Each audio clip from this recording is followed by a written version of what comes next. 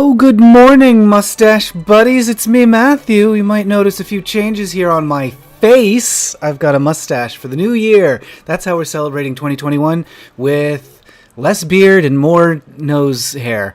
Yuck. No, we're starting over. Starting the new year over. Let's do a do-over on that one. Oh, my volume's a little loud. I'm just going to bring that down just a tad. Just a little tad. Hi, everyone. How's it going? Lovely to see you all. Who we got? Norman, lovely to see you. Hello, Lizzie Winchester. Hello, as always. Lovely to see you popping back in. Who we got here? Apathy is here. Hello. Hello to Deborah. Hello to Bongo Beer. Am I on time? You are just on time. And Rezel is here. Hello, Rezel. How are you doing? How's your D&D campaigning? How is everything with you? Simsilg is here. Hello. Katie1S, of course. Looking forward to, oh my gosh, 19 days to go, knock on wood. Yeah, knock on that wood very hard. Todd says, a little night music is appropriate for bathhouses, yes. So we're doing a classy bathhouse stream today. I'll talk a little bit more about that in just a minute. Just want to welcome everyone in. Hello to Todd H, hello to Space Magic. Oh, absolutely, we want some Space Magic for 2021, absolutely. Bring that space music right on over. John Fish is here. Nice little Netherland dwarf rabbit hopping around. Oh, hello to the dwarf rabbit. Yay. Yes, I'm so glad that you noticed. I am... maybe we'll do a little bit of knitting later. I've been doing some knitting on stream. I'll show you what I've got here. I've got like a little rabbit project. This is probably not going to be the bulk of the stream today, but here's what I've been... Oh my goodness. Knitting. It's hard to tell, but this is going to be the nose of a rabbit right here. I've made a little bit of progress. That's going to be his nose, and a lot of different colors going into this one. It's stressful. Oh, but yes, it's a Holland Lop. Is that rabbit? Let's see. Oh wait, Andre says Netherlands rabbit. More like this. What is this? What is this link to? What is the link for? What do we link? Oh no. Your Twitter... Wait, oh, no, I pasted it wrong. Hold on, what did you paste? Oh, a very cute little French, I think, rabbit? That's adorable. Andre, thank you for the rabbit art. Yay. Kidman says, starts with a mustache and then a beard. Oh, no, we're going backwards. It was a beard for many years, and then the mustache. Hello to Joshua Zmarsley, and Tomer. Hello to Tomer. Lovely to see you too. How are you doing? Don't start the new year over, says Andre. What if 2021 won't let us go back for a second time? Oh no, we're not going back to 2020. We're staying in 2021. We're doing a second 2021. I think we're all owed 2 2021s. Bongo Beer just got off my exercise bike, hopping in the shower. Yeah, get yourself all cleaned up. I just came back in from a run. I went out. It was an early morning one. Usually I run at night, but it's a beautiful day out here. Just pouring bucket. It is wet and drizzly and rainy and gross, and I went for a run and it feels good in a strange sort of way. Mr. Miracle Queen is here. Hello, good to see you as always. And Jeffrey Blackmer, hello. And Rowan McKinney is here. Hello to you. Hi, Matt. Says, another YouTube channel name, Sanan? Tell me how to pronounce your name. I always I pronounce everything wrong. Joshua says, gay knitters unite. Yes, indeed. Oh, I've got a whole... This is ridiculous. I've got 2 separate knitting projects within arm's reach of myself. This one's a scarf. This one's just a nice, simple, basic scarf right here. But it's a little wide, so I think I'm going to frog it out and then start over again. Oh, my God. Oh, it's falling everywhere. I did 21 stitches on number 10s, and I think I should do more like 13. Because of Chungai says, hello! Oh, thank you for the tip. How's your new year? So far, so good. Started 2 different knitting projects. What could be better? Hello from Juneau, Alaska, says Todd. Hello to Alaska. How are things in Alaska? Are you getting snow? Is it wintry and snowy and pretty in Alaska? Bongo Beer used to do latch hook. My grandmother had no shortage of throw pillows. And Jillian's knitting while watching today. Hooray! Maybe we should do a knitting circle. I was talking about this on my Twitch streams. By the way, if you don't know, I stream over on Twitch as well. At twitch.tv/MattBaum every Monday, Wednesday, Friday. I'm on there playing games. I'm doing some Undertale right now. For the next few streams are probably going to be Undertale. Maybe 1 or 2 or 3 streams are going to be through more of Undertale. But also, I do a little knitting on each stream. So, I don't know, maybe we'll do a little knitting stream over on Twitch. So come join me there during the week. Killy Papin said there better be some brassy tattooed dames in this archive. Let's hope so. Let's hope so. There better be at least... Actually, there will be. There literally will be. I took a little sneak peek at what's ahead of us, and there will be brassy tattooed dames. This is a strange little glitch here. I'm trying to bring my music up so I can hear the music a little louder, and for some reason, it won't unmute. I don't know why. Oh. This is so weird. Something is pressing down on my volume, and I don't know what. It'll let me turn it up for myself. It's not changing for you all. But when I turn my volume up, it manually just sinks itself right back down again. I have no idea why. That's a weird one. Oh, and Ticky Tact is now following. Thank you, Ticky Tact. I appreciate that. Yay, we do a little spin when someone follows over on Twitch. So let's do a little spin to celebrate. Here we go. Ta-da! I can do this because I got a new chair recently, and it actually spins instead of just injuring me. That's what the other one did. Yeah, so Achille Papin, there will be some brassy tattooed dames. There absolutely will. Oh, and Apathy is sending me history on Denver's bathhouse. Okay, hold on. I'm going to put that in a separate window, so we can check that out in a moment. I've got a whole window open about various bathhouses. Rizzle says, my campaign is going slowly. The party broke out a slime vampire queen out of a gnomish prison and killed its overly horny head warden. Okay, that sounds perfect. That sounds like a campaign after my own heart. Joshua says, someone pronounced my name on the first try. Oh, that's my 2021 gift to you. Illiterate? Happy 21. Happy 2021. Oh, that's going hard to say. Ah. Deborah went back to 7th grade doing a latch hook and turning it into a pillow. Oh! Latch hook into a pillow. Oh, man. There's so many things. I've been thinking about learning crochet because I want to do more little creatures, and knitting isn't really great for knitting, like, cute little animals. It's okay, but not great. Ron said, my resolution is to finish your book. Yes, get my book, Defining Marriage, now available on Amazon.com. And probably other places, I don't know. But Amazon is the place where I put it, because that's where everybody puts their books.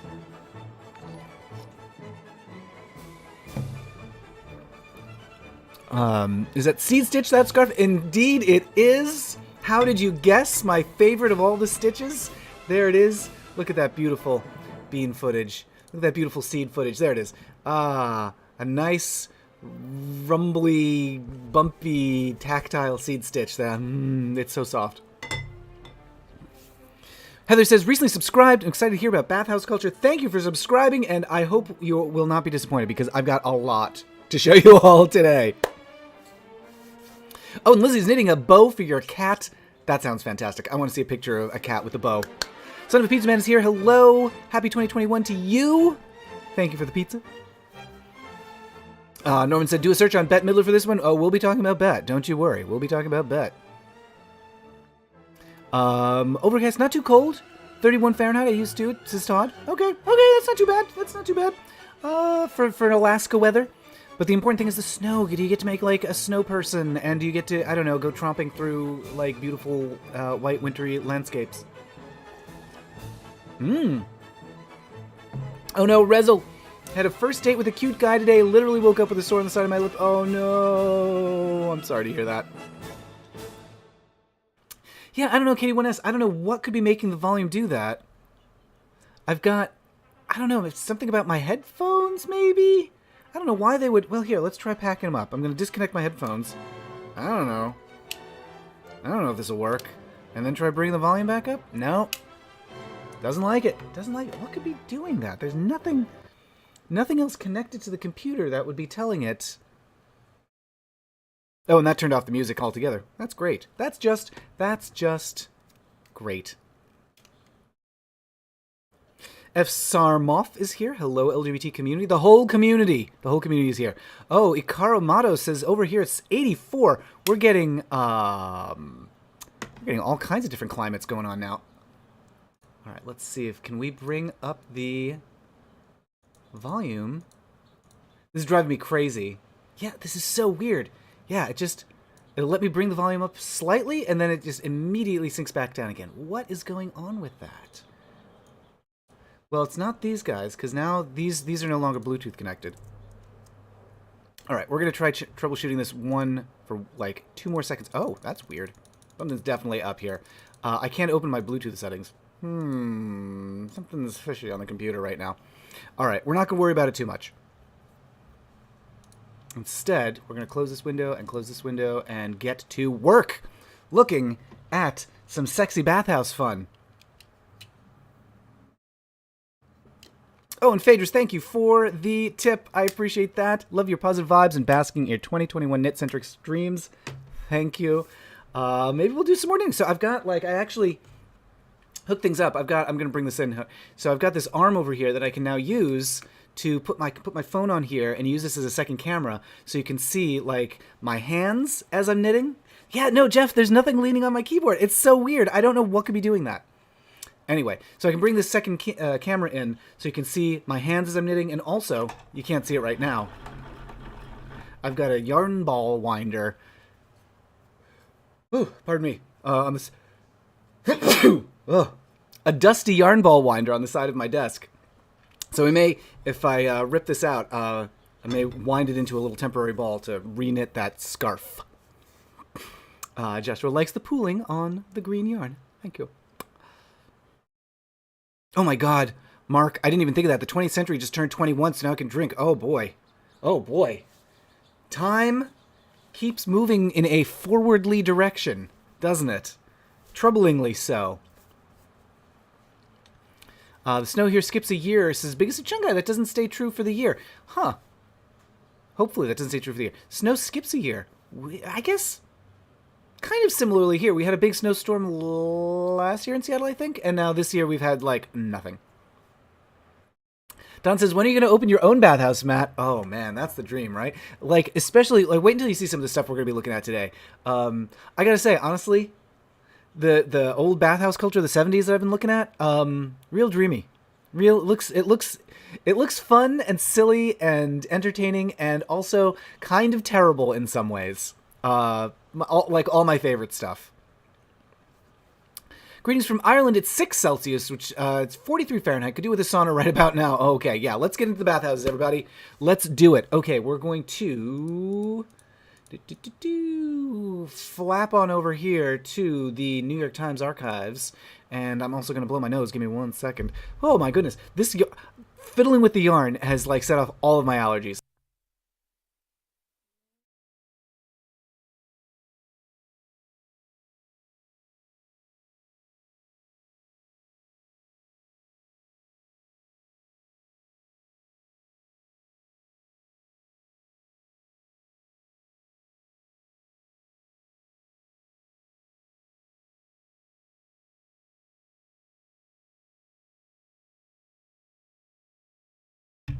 Okay, we're back. Yeah, so there's so much to look at here. I keep seeing more and more and more. I just saw this headline down here, Party Planning with Bette Midler. I mean, okay, sure. Yes, we're definitely opening that. So I literally just searched Continental Baths, which was one of the big famous bathhouses in New York City in the 70s. I want to say 68 to 76, I think. Do I have that right? If Cheka was here, Cheka would know. Todd says, I'm too shy to go to a bathhouse. Oh, and Rezel says, you're not a knitter if you don't have a rocking chair. Honestly, I've been thinking about it. I've been considering. I haven't started looking at rocking chairs yet, but I also am not looking at rocking chairs. Like, I'm not seriously, like, pricing them out, but I'm like, actually, just curious.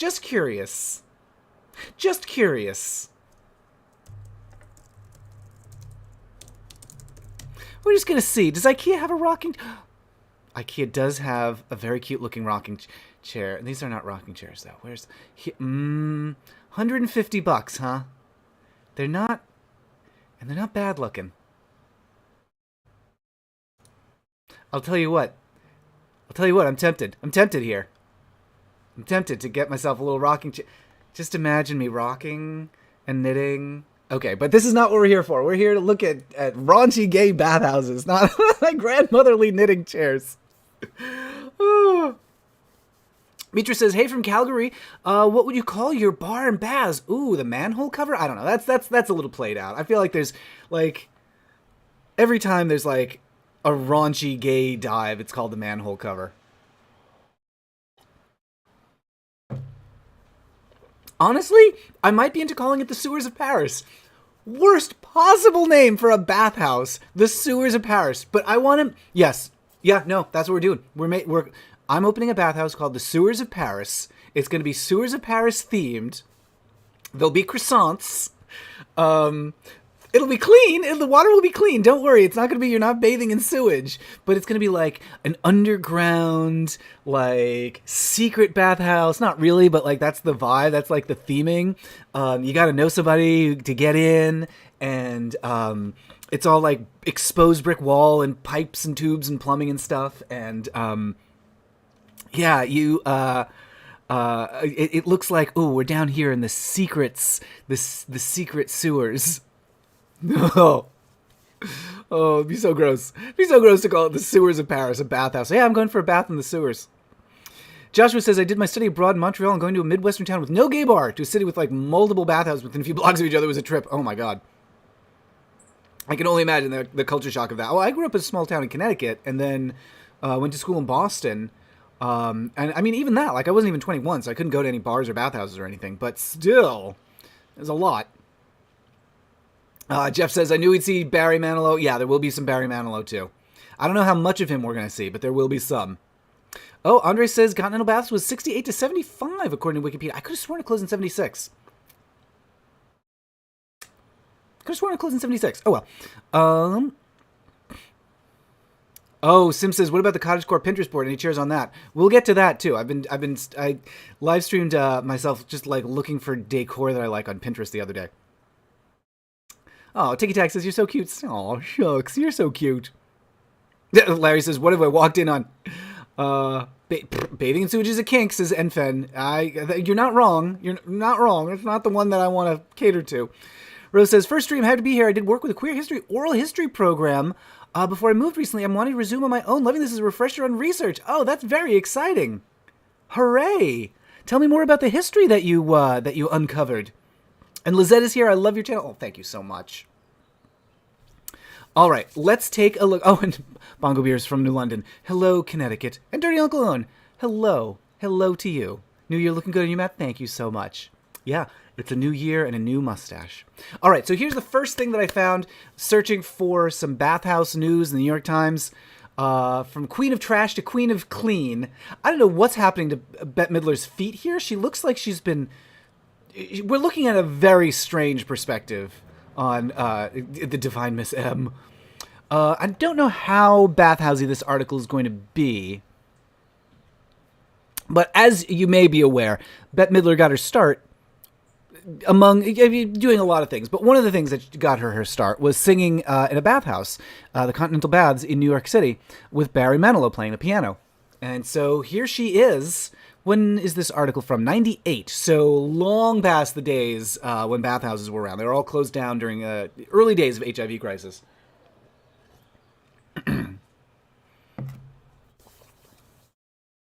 But let's see. Is there at least a mention here of the bathhouses? And the bathhouses of like the 70s were strange. Like we would have trouble recognizing them and comparing them to what we think of in terms of like, I don't know, like venues that you go to today. Picture a gay bar with a locker room and pools. Like, it's weird. Like, trying to compare it because there's also like a big component of some of them, not all of them, was live entertainers. So you'd go for this very strange mix of live singer with live piano accompanist, but also people like getting rooms to hook up and have sex, then take a shower and go for a swim, and then go on the dance floor and dance for a while, and then look at somebody singing like, I don't know, 70s torch songs, and then back to sex, and then like it was a very weird sort of venue that just like nothing like it really exists today.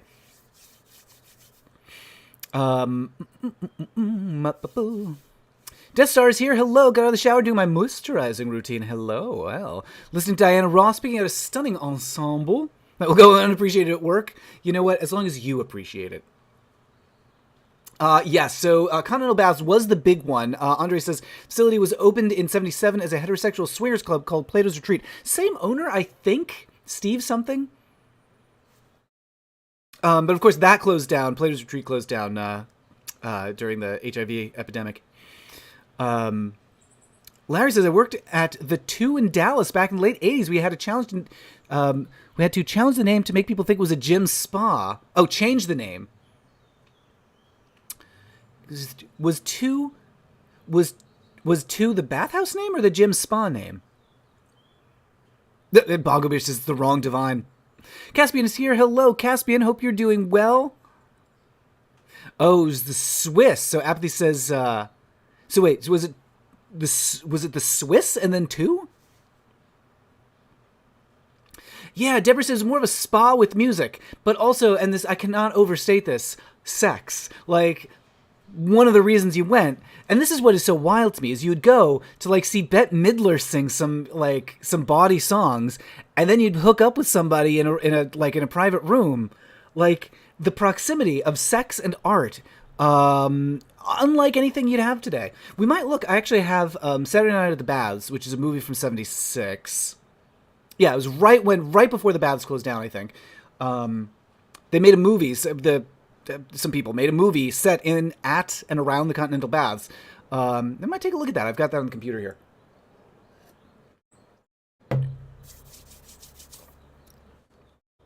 So, okay, I'm not really seeing anything too exciting here. Continue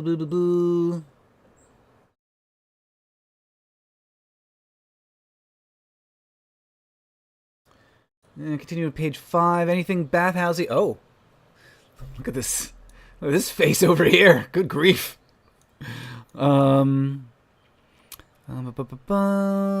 Scanning through the article for anything about the bathhouse. Oh, here we go. The makeover ball in her new album, Ms. Midler, is returning to her roots as an entertainer. Bathhouse Betty, her first CD for Warner Brothers after decades with Atlantic, harks back to her earliest recordings. She got the title when a drunken fan outside her California beach house started shouting for Bathhouse Betty to come out and play. He was loaded, she said. It was Laguna. You know how they get. I don't know if that's where she got the title. That doesn't sound right. I think she was known as that long before somebody started shouting at her outside her house in California. And that appears to be the only...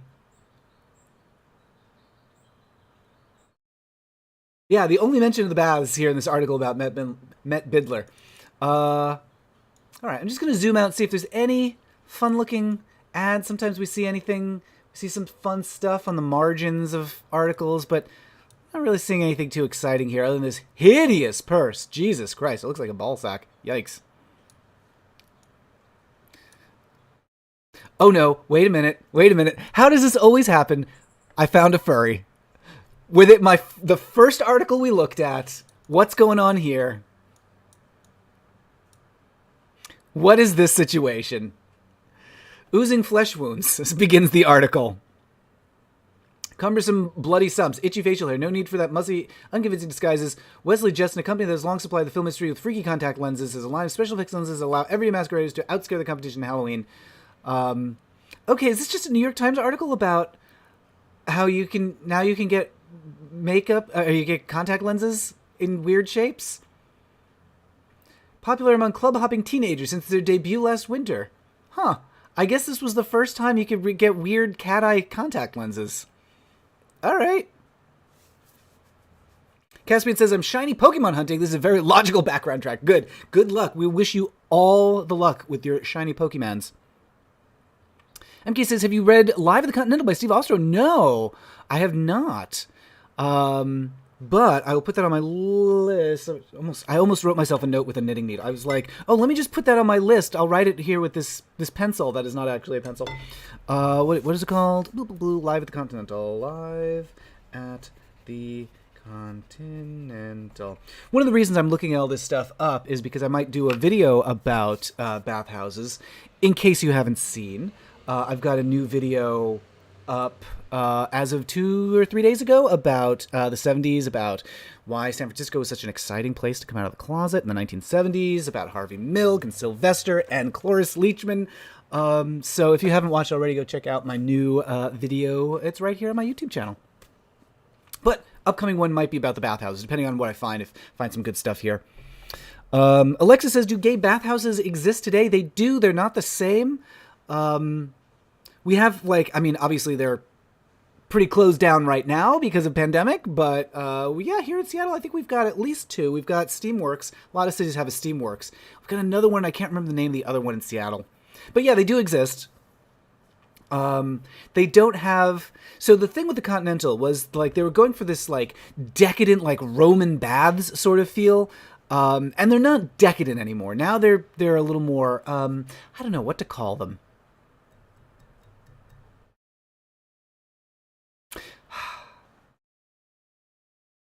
I was going to say a little more perfunctory, like, it's not quite so much an event. It's not like a big deal going to one of them. And remember the movie The Ritz, says Tarsino. I haven't seen The Ritz yet. That's next to my list. I do want to compare. So I just watched, last night I watched Saturday Night at the Baths. And so The Ritz is next on my list.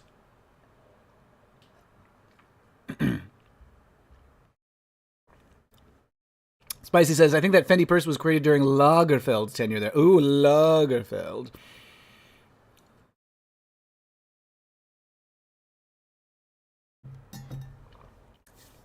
Okay, yes. And Fen says, it's the original Jellicle. There she is. Although this is 98, so, like, the Jellicles have been around the block a few times. All right, let's see.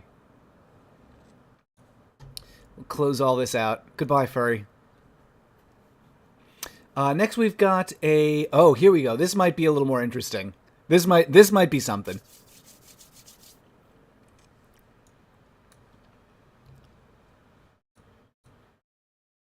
Jared says, sit in James's lap while he rocks and you knit. That does look very nice. Mundane, Katie1S. Yeah, that is kind of they're a little more mundane, not like extravagant like they once were. Oh my, okay.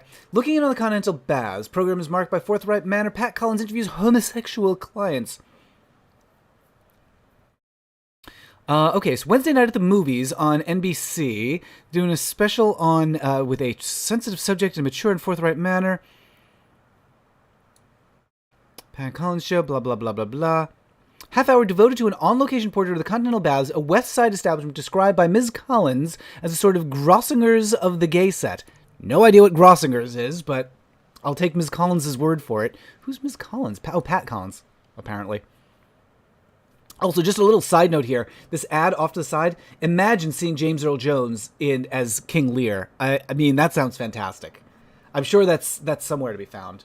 Just curious, actually. Let's see. James Earl Jones, King Lear. Oh, there. Oh, Shakespeare in the Park. Oh, that's how they did it. All right.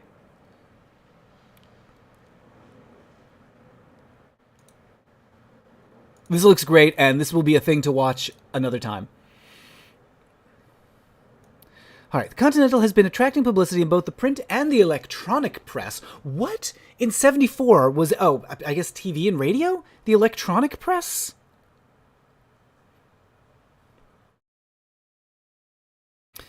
Primarily as entertainment showcases open to straight audiences, attracting publicity in both on weekends. Has introduced new stars, most notably Bette Midler, and presented a broad range of established ones from Sarah Vaughan to Eleanor Stieber to Melba Moore, who's seen on yesterday's program. Miss Collins covered that aspect of business briskly as Miss Moore warmly praised the immediate enthusiastic brotherliness of her audience. But this is one of the things that kind of undid the Continental, is the touristiness. Eventually, it just turned into like a place to go see singers, and from what I understand, the gays got a little tired of being part of the sideshow. And it started to feel like the problem we have now with bachelorette parties going to gay bars, where it's like, this is supposed to be our place. And so the Continental, like, attendance declined, and eventually they shut down because people were like, this isn't as fun as it used to be. Let's see. Ms. Collins went considerably further in her excursion to no woman's land, sitting by the edge of the Continental's pools, accompanied by the splashing of swimmers, many seemingly nude. She interviewed Stuart Ostro, former toiler on Wall Street, now proprietor of the Continental. Stuart Ostro, that's Steve. Mr. Ostro discussed the open availability of sex at his establishment, finding it distinctly preferable to the dishonesty of straight singles bars where there's too much in the way, too much pretense. I'd like to see a baths situation established for straight people, which the fabulous liberation would let everybody get it together. Hot. Death Star has to go. See you later. Thank you for popping by. Larry says, closest we have to a bathhouse is Eros. I can't believe Eros is still open. That was there a long time ago. It only has a wet, dry sauna and gym stuff. Yeah, they're not like the sexy dens of iniquity that they used to be.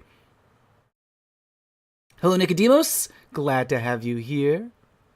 Someone's going to have to keep track of your live stream time to furry, says Mr. T-Bone. It never takes long, does it? Mitra, the Grace Jones autobiography is on my reading list. I've got a lot on my reading list, but it is on there. Alexis want me to talk about Tales of the City. You know, I might do that. Here's the thing. Tales of the City is I've never loved it. Part of the problem for me is Marianne Singleton is, I find her a real stick in the mud. Like, she's like, I want to live and have adventures. And then every time something interesting happens, she's like, oh no, I don't want to get involved in this. There are a few bathhouses in London, says Tomer, and you're right, they're viewed like any other cruising spot. Not very glamorous. Oh, who's that? C Fallen is following. Thank you so much for the follow, C Fallen. We'll spin around like that bunny to celebrate. Hello, here we go. Woo! Yeah, so by the way, in case you weren't aware, that follow was over on Twitch. So when somebody follows me over on Twitch, I get a little spinning bunny. I stream every Monday, Wednesday, and Friday on Twitch, doing some games and some chatting and some knitting. So go give me a follow over there, twitch.tv/MattBaum, and we'll hang out during the week.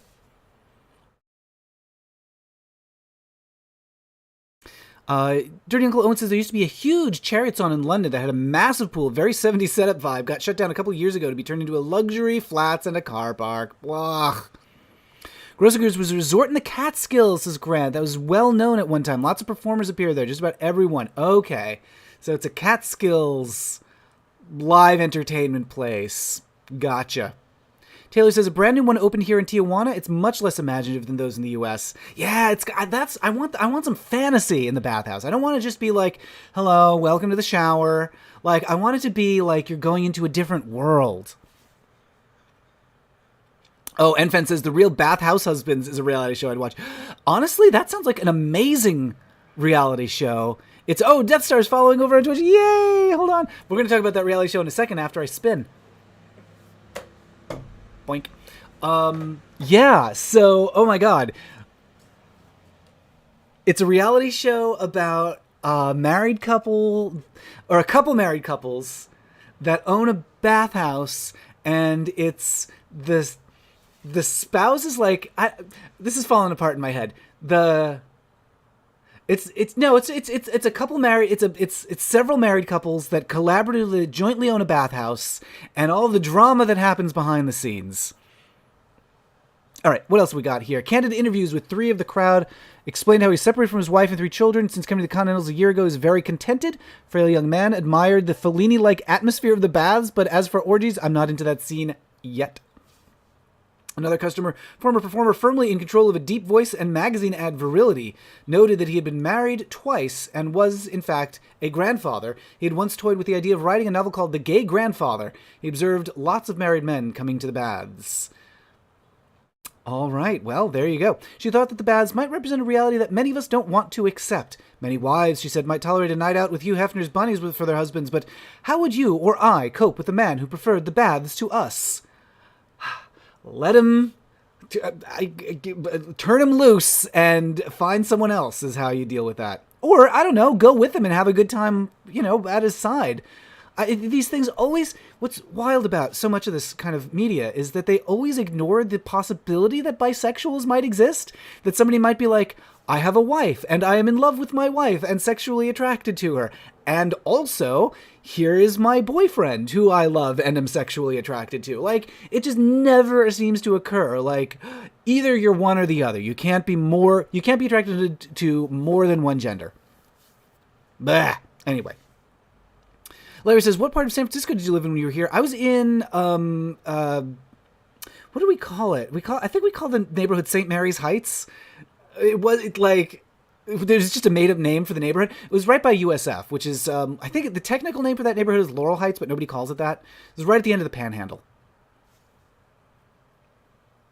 Larry's in the Tenderloin, the original gay center, 1 block over from Aunt Charlie's. Oh, is Aunt Charlie's closed for good? Oh, Aunt Charlie's was such a good place. Okay. So I went to a drag show once at Aunt Charlie's. That was good. It was a really good show. But for some reason, they had a hot dog machine, like one of those like 7-Eleven slowly rotating hot dog machines, and chili, which was like, I don't know if this is what I want tonight. If 4 gay families owned the place, it would be the cleanest bathhouse in the world. I'd like to think. I've known some messy gays, is the thing. There's the stereotype that the gays are very tidy. Not always, I'll tell you that. Thanks for the spins, Death Star. Au revoir. Have a good day at work.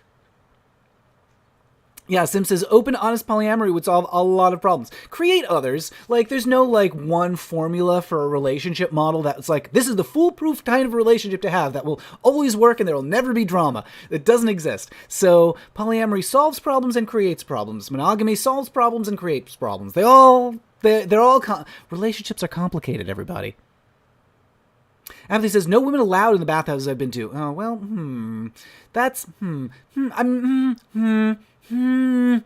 Look, I'm not a bathhouse baby, so I don't get to make the rules. Like, I don't actually, like, when was the last time I went? I was in Amsterdam, and I went to one, what was the name of it? I can't remember the name. I think it was called VK or something like that, or KJ, VD was the name of the bathhouse. I don't remember. Anyway, I went to a bathhouse in Amsterdam in 2017.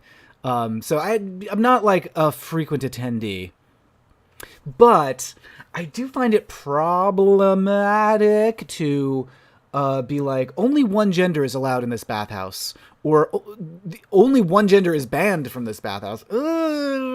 Something about that doesn't quite feel entirely right. And Charlie says, temporarily closed. Looking forward to seeing another show, says Shea Grove. Oh, I hope they manage to open back up, because it was a lovely place in San Francisco. Anyway, in any case, the treatment of a sensitive subject on the Pat Collins Show was considerably more forthright than on, say, last week's homosexual murders episode of Police Story. That episode incidentally lost 3 sponsors at the last minute. Was the daytime audience more mature? A check with CBS yesterday afternoon found the program estimated to reach 120,000 homes daily, triggered only about a dozen calls to the station, and only one of those was a complaint. Oh, what were the other calls? Like, more bathhouse shows, please? Fascinating.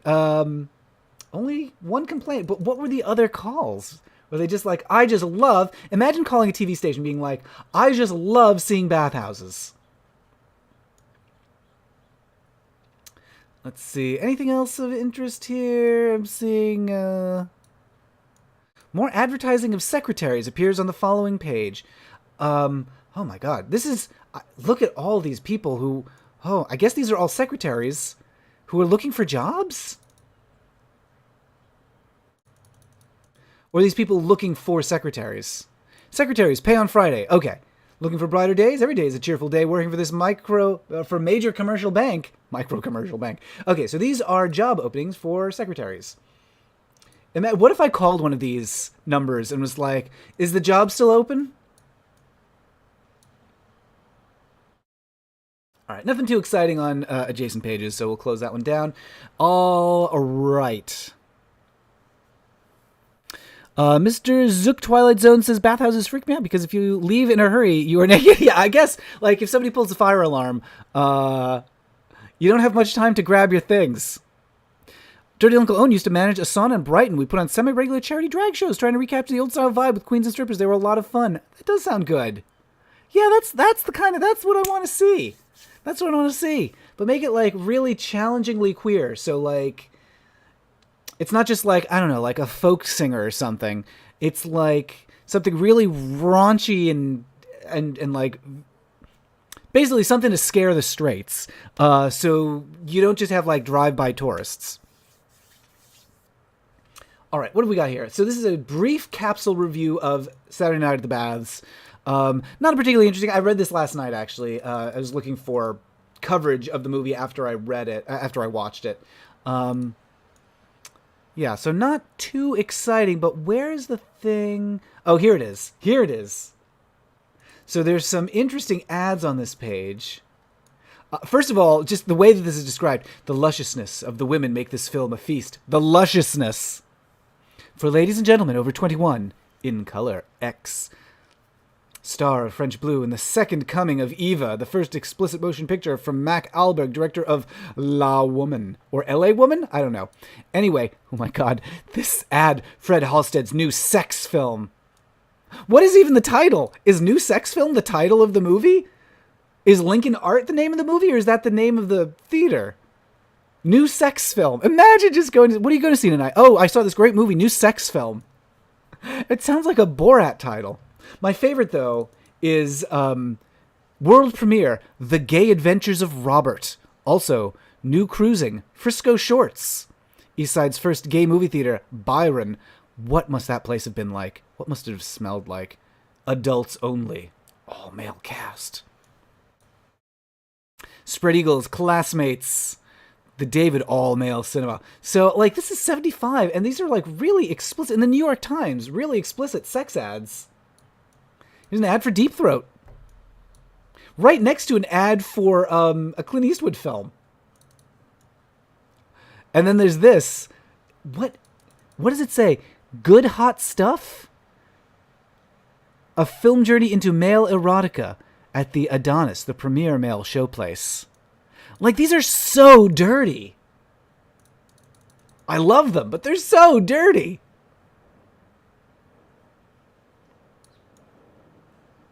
And then we're just back to, like, letters to the editor a few pages later.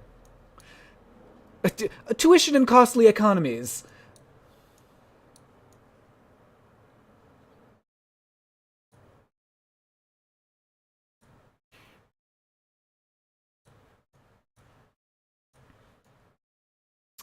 Anything else fun in the news today? Let's see.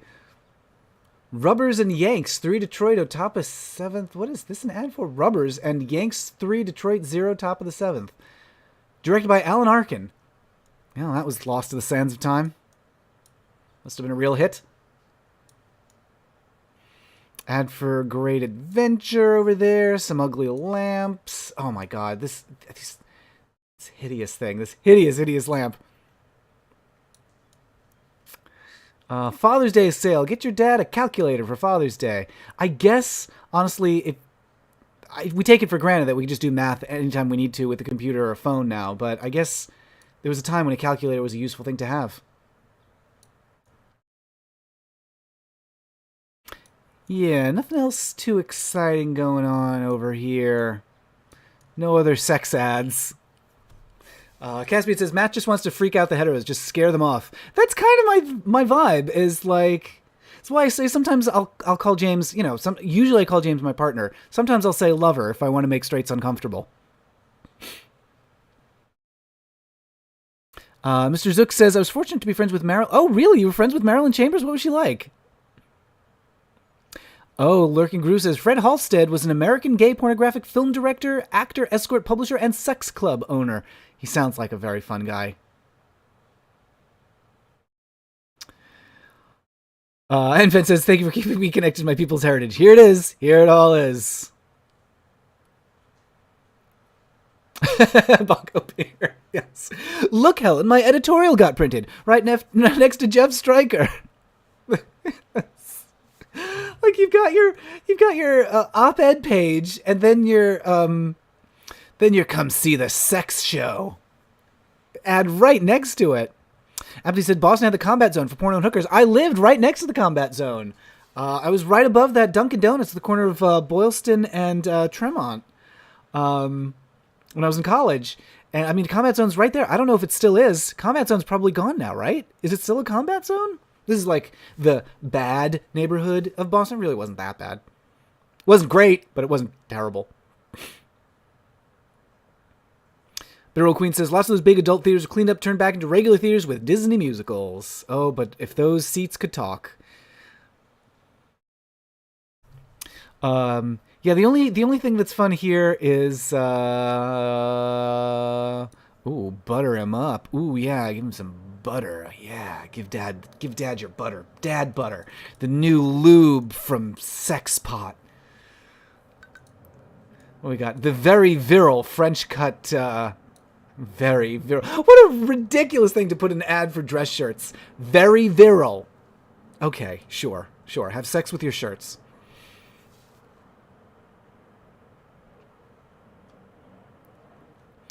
Mr. Zook says, she was great. Met her on a flight from LA to New York. We clicked. She dragged me to every gay bar in New York. Oh, my God. Oh, my God. The stories you must have about that. What did you see? What kind of experience did you have being dragged from gay spot to gay spot by Marilyn Chambers? Marina says, making the heteros uncomfortable. I'm here for it. Jim D says, can you do a video on bisexuality in media? I would love to. The problem is there's very little to talk about. There's not a lot of bisexuality like in anything. Actually, now that I think about it, maybe you should do one on this. There's an episode of Taxi with a bisexual character. That might be worth talking about. But it's very hard to find bisexual characters in anything.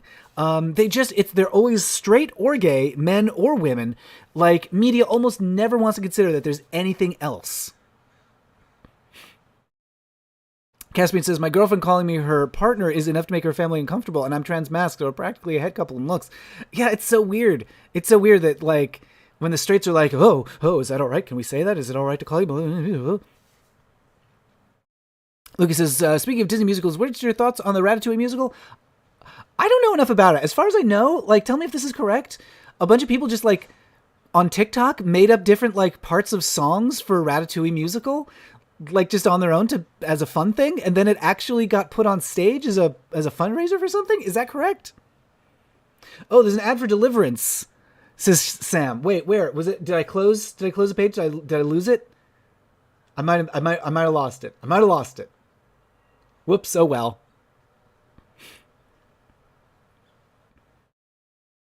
Tribbles are bisexual, says Bongo Beer. There you go. Perfect. There's a theater showing Death in Venice, top right. Wait, Death in Venice. Walter Reed Theaters, Death in Venice, and The Damned. And honestly, this is a great lineup here.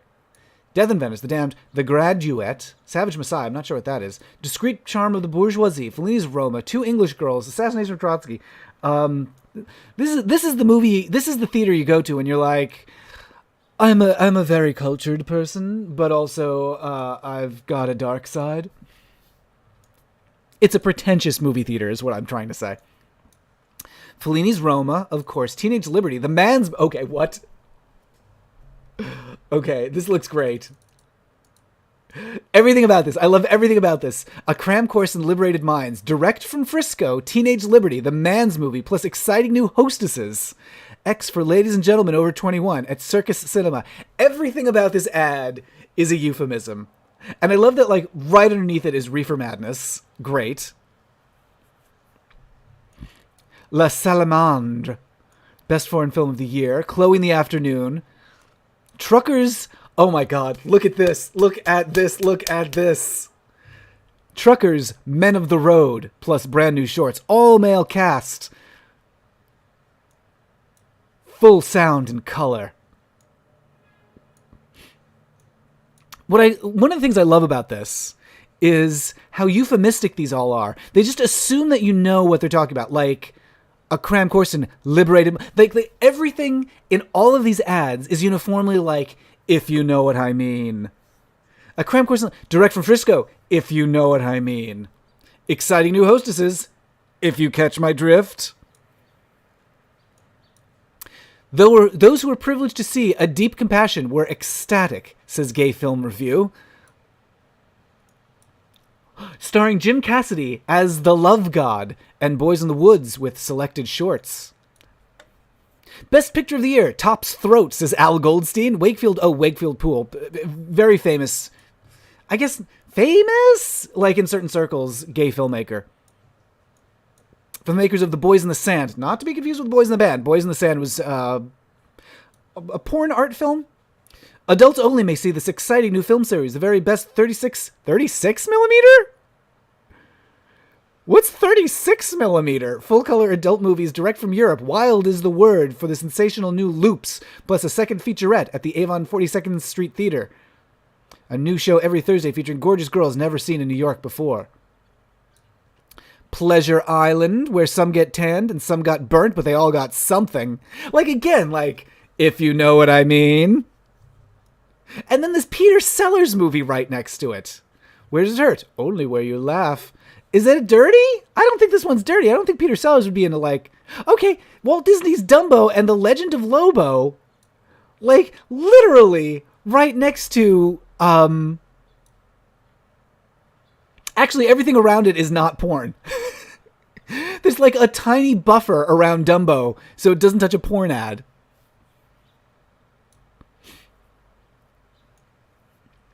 Fiddler on the Roof right here. These are Charlie Chaplin, the Chaplin Review.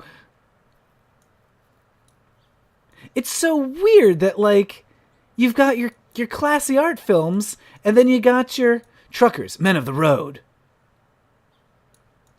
And gorgeous girls never seen in New York before. Because, if there's one thing that New York has never had, it's gorgeous girls. We got this Wakefield Pool movie just 3 blocks above Dumbo. Wild. Wild, wild, wild. And then this Christmas ad for getting a subscription to the newspaper. Just bonkers. Anyway, the reason that we came up here, the reason that we came to this page was to look at this, honestly, I don't remember. I don't remember. What was it that brought me here? I feel like there was some ad that I was looking at that I was oh, gotta look at this page. Here's an ad for Funny Girl over here. Woody Allen's Sex.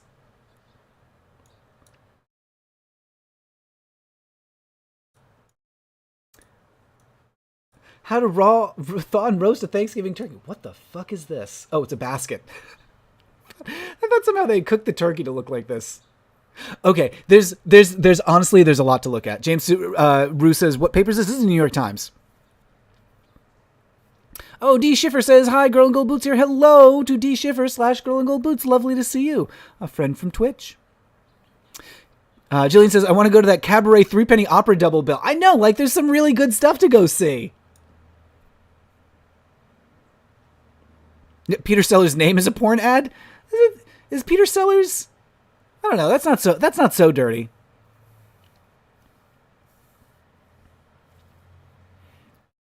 It was Disney New York like it is now. Times Square was all... Oh, it wasn't Disney New York like it is now. Times Square was all porn. Price and Pride says, I want to check out that trucker stop. I know, right? Sam says, Funny Girl played New York forever. Oh, and M's guy Bob, thank you so much for the tip. I really appreciate that. Bathhouses were very cheap to sleep in. Oh, lots of homeless kids in the 70s got rooms. $3, 8 hours of sleep. Okay. That actually does make sense. I mean, that is something that is not really discussed in the coverage that we've seen so far of Bath. Not that we've looked at that much yet. We've got lots more to explore. But yeah, that actually does not often come up, that bathhouses were convenient places for people to sleep safely.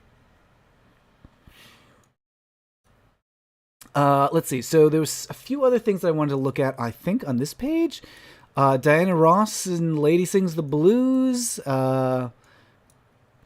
Closely Watched Trains. What else is good? New Waltz. Afternoon Teas. No idea what this is. A brisk brouhaha of bawdy broads and benevolent bachelors. Charles Bronson, the mechanic. Cool. Oh, I remember what it was. Here's what I wanted to look at. This is not related to our current hunt. I just think it's a funny headline. Carpentry class is geared to girls. What next? Girls doing carpentry? The wooden flower and saw above the doorway hints that there's no ordinary carpentry shop. Lady Carpenter Enterprises. To teach women how to plan and carry out major home repairs.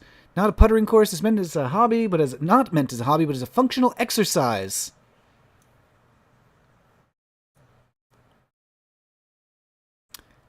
There are still few opportunities for women in carpentry. Well, thank God that has changed by today.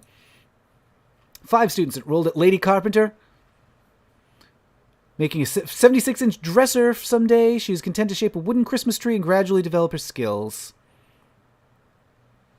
Baseball backstop, car, bicycle wrap, number of rabbit hutches. Wow, okay, they're keeping busy. This is great. There's no reason girls can't learn how to invade the hammer and saw domain that have long been the domain of boys. Carpentry for girls. Come on.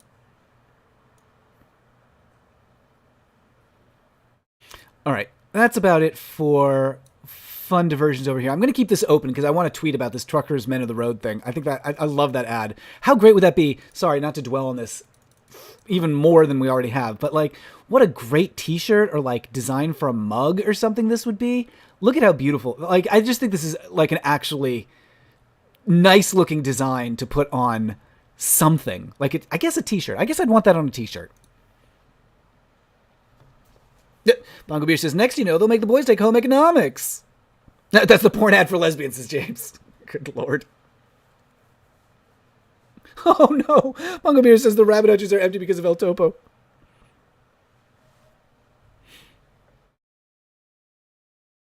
They're making sex objects of men.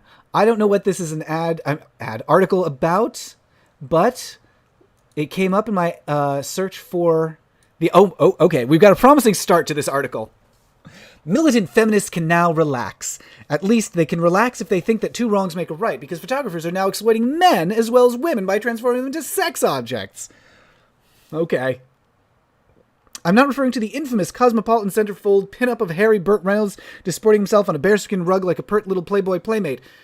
Blah, blah, blah. Oh my God, what are you, paid by the word?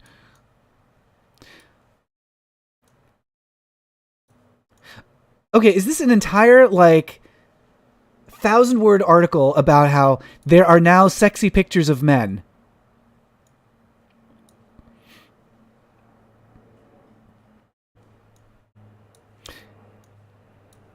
Oh, here we go. Brings me back to those nudes at the Continental Baths. Whom do they exploit, or rather, whose fantasy lives are they a reflection of? Unlike Playmates, and for that matter, Burt Reynolds, there's nothing coy or inviting in their looks or poses. So I don't know exactly what photos they're talking about. This brings me back to those nudes at the Continental Baths. Oh, here we go. There's an exhibition of male nude photographs at New York's most publicized headquarters for radical sex, Continental Baths. Here are photographs of men by a man, photographer is Roy Blakely, and 4 men. Who's exploiting whom? I mean, I think everybody's getting off as the thing. Why does it have to be exploiting? I think if anything's getting exploited, it's the opportunity for everybody just to, have a fun, sexy time. I don't know that anyone's the victim here. I don't, at least not as far as I've seen. There's nothing core inviting in their looks or poses, though they're totally nude, some of them full frontally so. Their expressions and poses are more or less out of modern dance. And though there is always something sexy about modern dance, there has to be with all those trim young bodies, every effort is made to concentrate the attention on higher things. They are artistic, with a capital A. They transform the young male body into an aesthetic rather than a sexual object, something to be looked at but not touched, dangerous fantasy perhaps, or narcissists. Who is this writer? Gene Thornton. Bring a lot of baggage to this. I mean, I have a lot of thoughts here. Art can be touched. It's okay to touch art. Not all art, obviously. You don't, run up and smear your lips on the Mona Lisa, I guess. But, it's weird that the way that this person is writing, they're artistic. They transform the young body into an aesthetic rather than a sexual object. Art can be a sexual object. Sexual objects can be artistic. It's so weird that he's set up this dichotomy. That it can be one or the other.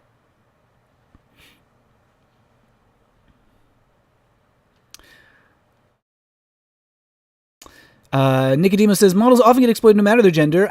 Sometimes, not always. No, I mean, I've done plenty of photo work where everybody was in on the action, I guess, to you know, I've been the photographer when people are like, please take a picture of me. And literally, like, you know, my job is occasionally to take photos at sexy events. And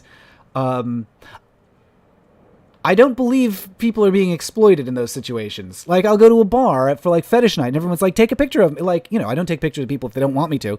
So, you know, I don't think those people are being exploited by me. At least I hope not. Anyway, what are we looking at? Porn shops, blah, blah, blah. Classical nude.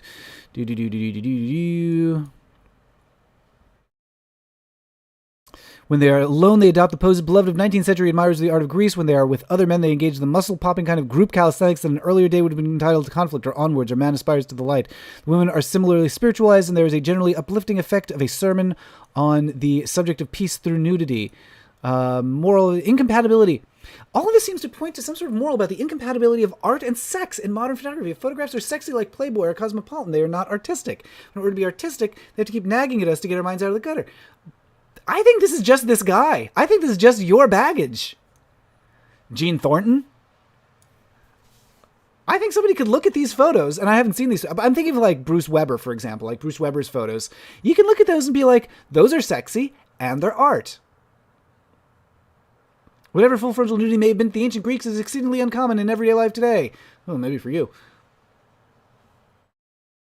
When he's a big exhibition of Playboy Cosmo-type nudes, from the Police Gazette to Gay, blah, blah, blah, blah, blah, blah, blah. Now that the barriers of sex down, Western the same thing for the nudie pics, male or female, homo or hetero. Let us not discriminate along these lines. Let us even include some sexy sheep. Oh boy, what's going on with this guy? Include some pure fantasy that we all know and love, along with the watered-down moral uplift stuff. That was not a particularly useful or insightful article. Gene, better luck next time. Anything else going on in the news today? Some facts on fertilizers? Oh, what's this? This is the sexiest thing we've seen from this issue so far, is this toilet diagram that includes a ball cock. There it is. Oh, what's this? Devilishly hard to match. Fly King Kentucky Bluegrass. It's an ad for grass. Great. Awesome. Ooh, inch-thick asparagus. Now that's hot.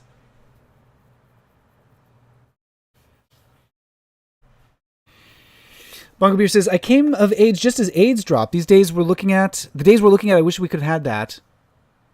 The days we're looking at, I wish I could have had that. Not only was there sex, but they sound like a heaven to be... Oh my goodness, I'm sorry. I'm completely misreading your comment. The days we're looking at, I wish I could have that. Not only was there sex, but they sound like a haven to be who we are and make like-minded friends. I felt so isolated, Sabango Beer. Yeah, I imagine the 80s, like, you missed it by a decade. This time when you could just, like... It sounds like if you were in the right city... Now, this isn't, you know, if you're in, like, I don't know, Omaha or something like... Maybe even in Omaha. If you're in, like, a small town, it would not have been easy. But if you're in, for example, New York, it does sound like there's a lot of community to be had. But I mean, today, now, because of, you know, in the last few months, because of everybody having to stay inside and avoid each other, again, there's that loneliness. Like, everyone's going crazy with loneliness. James says, you couldn't even say homosexual in public without a problem back then. This was the very first opening of those doors of challenging the norms. And that's the thing. Yeah, so, like, as blissful as it seems to be like, oh, the 70s, it was such an open time. It still wasn't great. There's still problems. You can still be fired. You can still be sent to jail for being gay.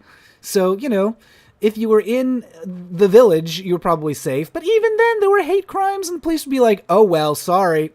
I don't care. Yeah, as James Roos says, it was very different back then. You're missing the cultural bravery it took to even talk about this. You could lose your job or end up in jail. Yeah. Bongo says, I would have posters of metal bands on my wall like the other guys did, but music was only half what attracted me. Yeah, David Lee Roth, Kip Winger. There's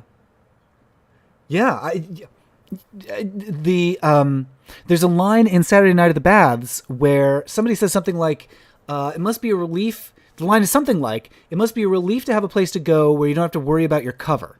And just, you know, it was a little reminder that, like, people had to worry about that. People had to have a cover. People had to have essentially a lie that they told for their safety.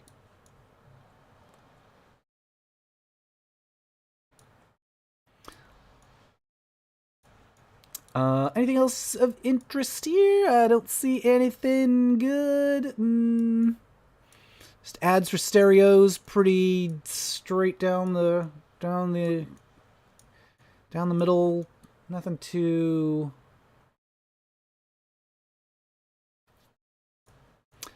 shocking here. All right. Close that down. Lurking Gru says, I came of age in the 80s and was like, well, guess I'll never have sex watching what was going on with AIDS. I know. Yeah, I know. I can't even imagine. Like going from this climate to that. Sam says, my grandma lived at Bank Street in West 4th. I used to be there all the time. That's why I'm gay. Brian says, I love going to bathhouses. I think it's safer than meeting guys online. I mean, yeah, there is that aspect to it. It can be. It can be.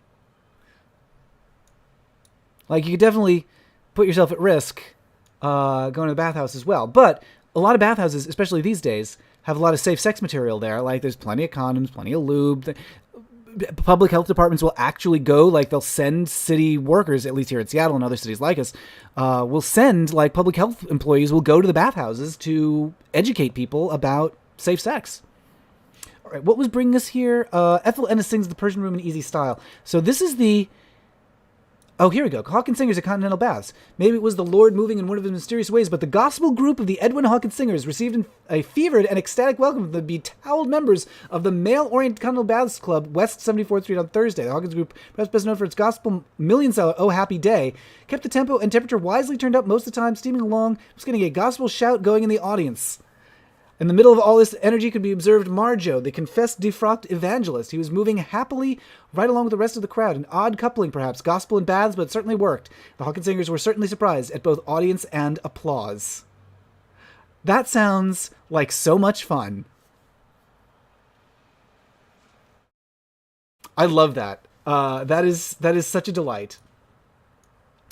Also, there was something else I was looking at here that I was like, oh, look at that. I don't remember what it was. Oh well. There's an Godspell. There's an ad for like Godspell right over here. Just in case you forgot what time period we're in. This Hawkins Singers at the Continental Baths is such a joy.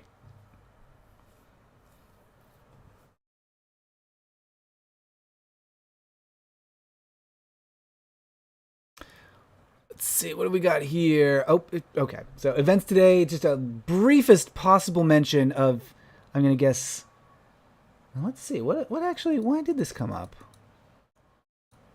Opera, Cleveland Orchestra, Chamber Ensemble, International Boxing. That's weird. I wonder what, oh, Linda Hopkins at the Continental Baths. So, there it is. Just a brief mention that somebody's going to be singing at the baths. Anything else fun? Irina's Broadway's newest hit, Jane Powell's A Real Joy.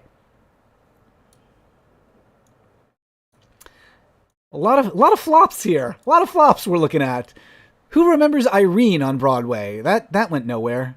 A little night music, but then also In Two Keys and Lorelei, Freedom of the City. The Iceman Cometh. James Earl Jones, The Iceman Cometh. That must have been great. Good Evening.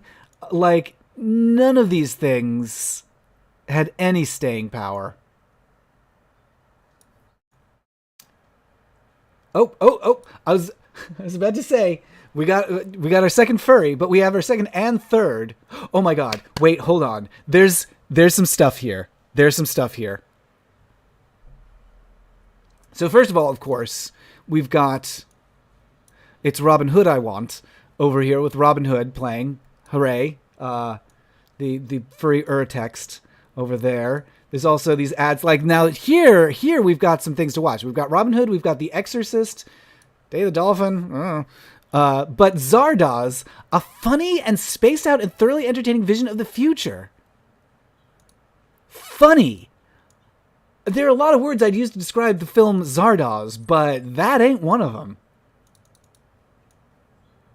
And another furry right here. What is this even an ad for? The Tale of the Tiger and Other Stories with a Timely Twist. It's an ad for Time Magazine. Oh, it's an article about Exxon, I guess. I don't know why they... Oh, that's right. Tigers used to be their mascot.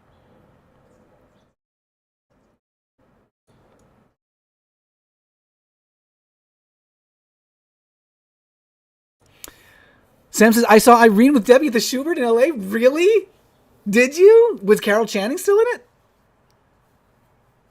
Shay says, a local politician regularly goes to Steamworks. I feel very represented. That's great. Lurking Guru says, OMG furry. Yeah, I know. You can't go more than a few pages without seeing furries. I'm a furry gray muzzle. Been the fan for decades. Oh, that's sweet. That's sweet. Always nice to have a furry statesman in the chat. Mr. T-Bone makes a good point. Seeing Sean Connery in a red diaper is funny. I also am interested in this. What the fuck is this? The United Mexican States. What is this?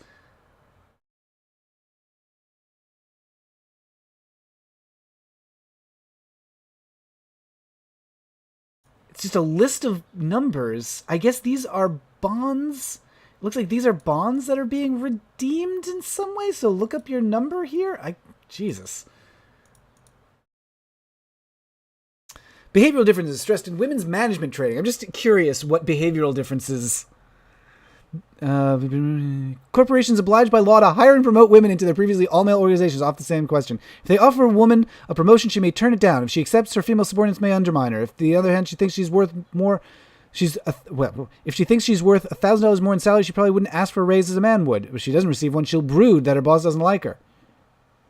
These alleged behavioral differences between the sexes so baffle male managers and impede women's progress in business.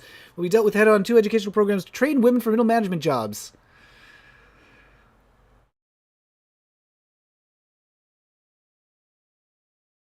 The strong behavioral content of the curriculum distinguishes the programs from most business school. Since corporations are male-dominant structures, women won't know how to behave inside once they are admitted. The difference between us and women's movement is that they say we have to make men change, and we say we have to change first. Whew. All right. Well, I'm not going to spend too much more time looking at that. Garbage. I will gaze lovingly at this furry for a moment, and then glance back over here for... Is there something else that I wanted to look at?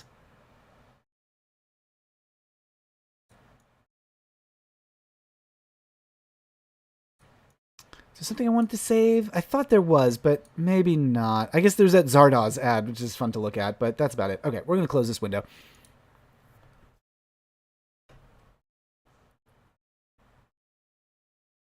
Sam,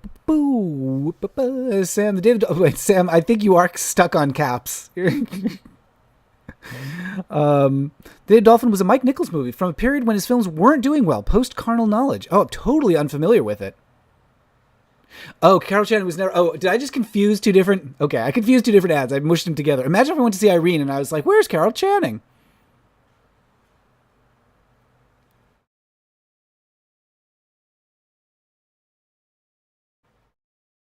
Death Star says, furries are ubiquitous. They're everywhere. You never know. Let's see. Who else have we got here? We've got, Obit for Sally Brown, singer and actress. Appearing frequently at the Continental Baths. That's about all it has to say about that.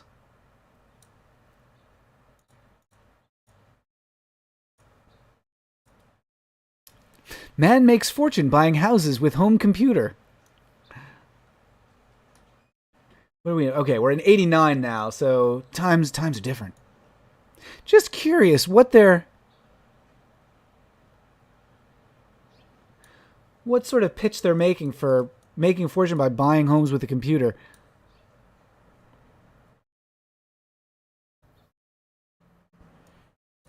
Buying houses and now owns properties, blah, blah, blah. His secret wealth weapon was an inexpensive little home computer. With this small home computer, you can look through your local paper and pick out the houses for sale that sound interesting. Then you simply feed the data into the computer, and it spits out a 10-year analysis of each property. It tells you whether or not it's a good deal, how much you should offer, how much your payments will be, how much you can rent that property for, and how long you should hang on it. The computer actually tells you how much you'll make on the property. But that's not all. The little computer actually helps you get a low-interest loan on the property, helps him find a renter, and runs a credit check. Yeah, I guess this would have been pretty remarkable back then. Nowadays, it's just like, how else would you do it? Brief ad for a brief review of a Barry Manilow album. Video leads off with the scene of the singer company Bette Midler at the Continental Baths. Includes his acceptance of a 77 Emmy Award for a comedy variety special.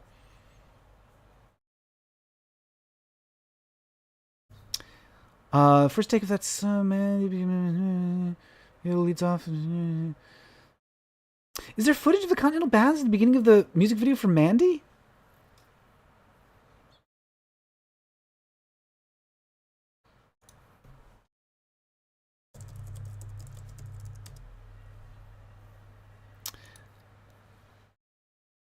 Yeah, I'm not sure. I'd be interested to see that, but I don't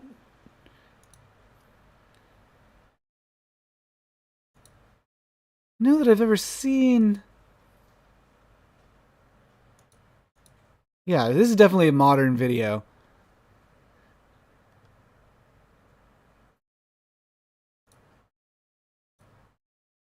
Retrospective with 70 songs plus a home video features career footnotes like a portion of Brandy. Video leads off the scene. Oh. Okay, so this is not the video for Mandy that they're talking about. It's the home video that came with these CDs.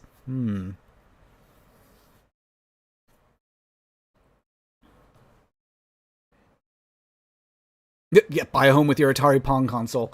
That's all you need. Joan Rivers was at the, Mr. Zook says, at Continental Bath. Did she? She's not really a singer. She's a comedian, but I would believe that she played there.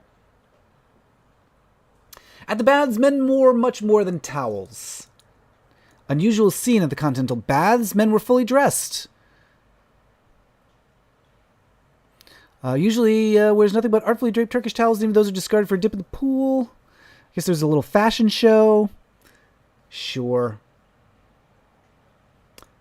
Not a particularly exciting... Hideous! Oh my lord, this suit. Oh my god. Oh boy, throw him in the pool. Jesus.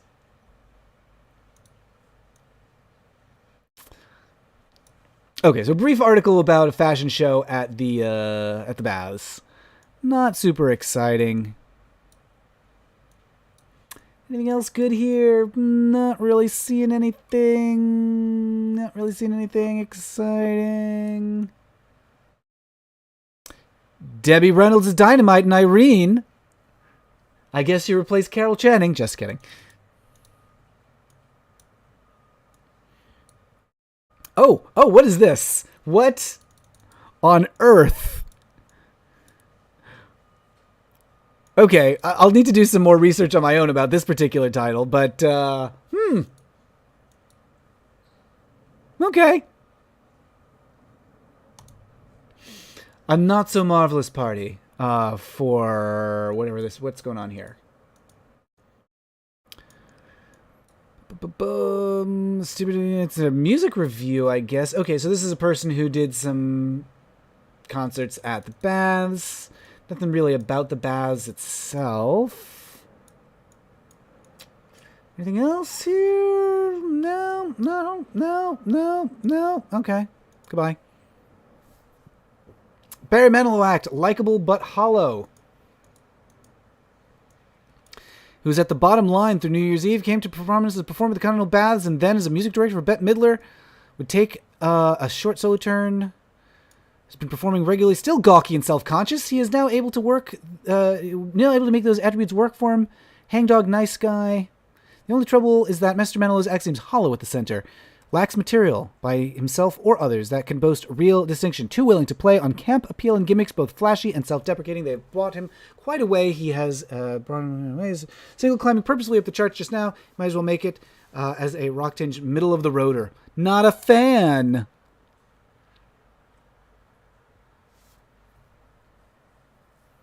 Oh well.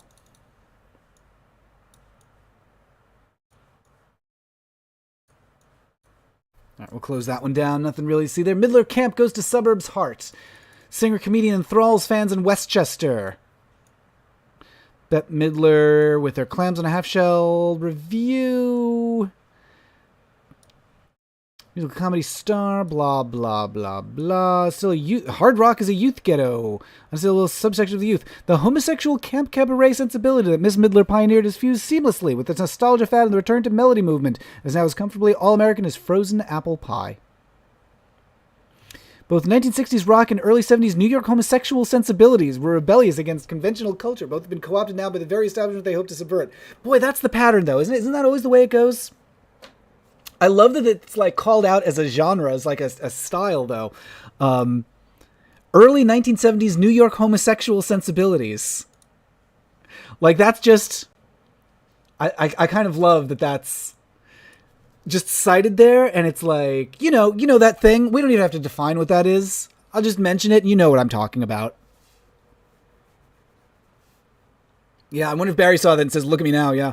Bongo Beer says, when did Bette Midler do The Rose? I want to say it was like 78. Hey, Siri, what year did The Rose come out?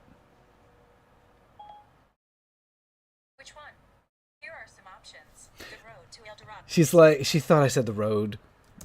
The Rose movie. 79. It would have been just after this. Party season is underway in earnest. Lucky Ernest. Let's see, anything fun here? Wound up the Eleanor Steepers operate concert at the Continental Baths and Health Hotel. West Side seems to be undergoing a resurgence. And Henry Kissinger's party at the United Nations. I like that those two things are mentioned in the same, like, paragraph. We mentioned the Continental Baths and Henry Kissinger's hotel. I guess it's two different paragraphs, but they're next to each other.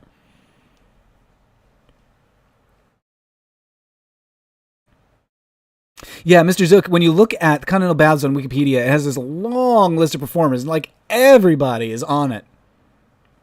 All right, we'll close that one down. Not too exciting. VD found rising in homosexuals. Whoop. When was it? 76. Oh, boy. Disease has risen. That's weird. Just odd phrase just at the top of the article, just connected to nothing with a typo in it. Disease has risen dramatically. The incidence of venereal among Oh, these two lines have just been flipped weirdly. The incidence of venereal disease has risen dramatically among homosexuals in New York City. I wonder how that happened. Not the venereal disease, we know how that happened, but I wonder how these two lines got flipped. Half of the 7,000 new cases of syphilis now involve homosexuals. 3 projects to provide free treatment and counseling. Dramatic rise in the gay community. Factors contributing chiefly homosexuals. Numerous homosexual men are often reluctant to go to public clinics. Provides for easy access to anonymous sex and bathhouses. Most homosexual men do not want to reveal to a doctor that the partner is also a man. Homosexual men tend to have more sexual activity than other women. I mean, of these three things, of these 3 factors, 2 of the 3 are a problem with the healthcare field. They're a problem with physicians and doctors and hospitals. But we're going to focus on gay men's activity instead of unprofessional doctors who don't want to treat their patients properly. Oh, but here we go. We must attempt to make our clinics as hospitable as possible. Trying to recruit a homosexual doctor for our clinic staff. Working with established homosexual groups. Free treatment, blah, blah, blah, blah. Yeah, and at the Continental Baths. So there we go. Even in the 70s, they were offering sexual health programs.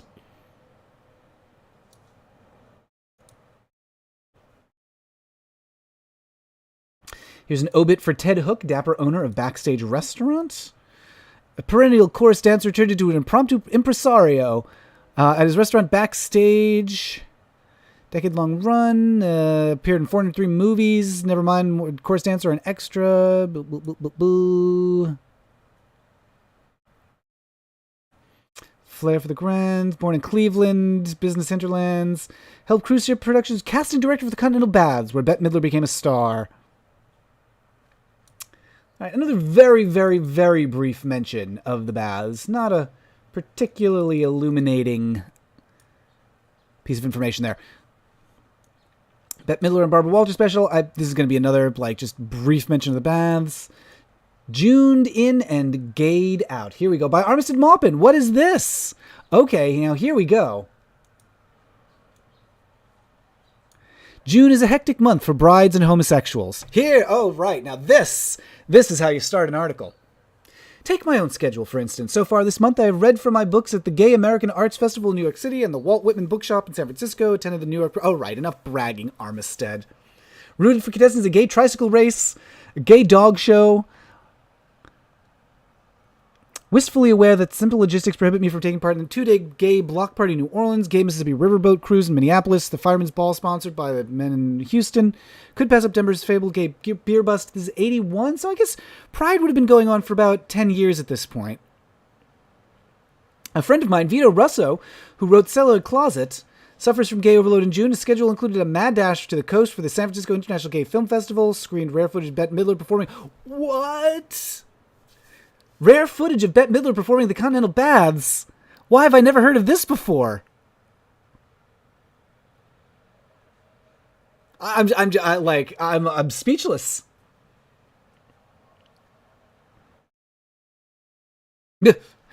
Are you a mess? I asked Vito at lunch recently. I sure as hell am. He smiled stoically and replied, "It's just June." "But it's getting worse," I said. He shrugged. "Judy should have picked another month to die." Miss Garland's funeral was a dozen years ago this month. The following night was in the first full moon of summer. Okay, mention of Stonewall. Very good, very good. June has been our exhausting time for members of our tribe. Ken Malley, San Francisco media consultant, spent the last 2 years leading international journalists through the gay capital of the world, a month when many homosexuals find themselves gayed out.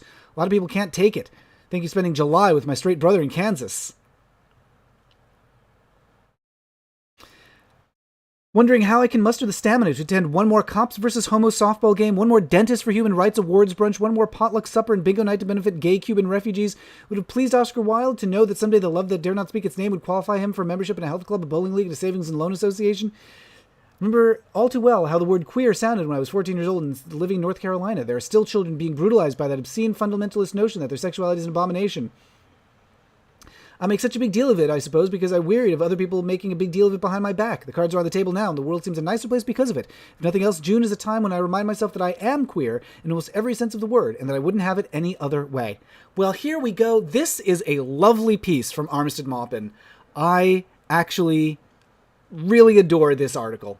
It's a really nice article. I should write to him and tell him that I found this thing, and I really enjoyed it. Sam has found Betty at the Baths.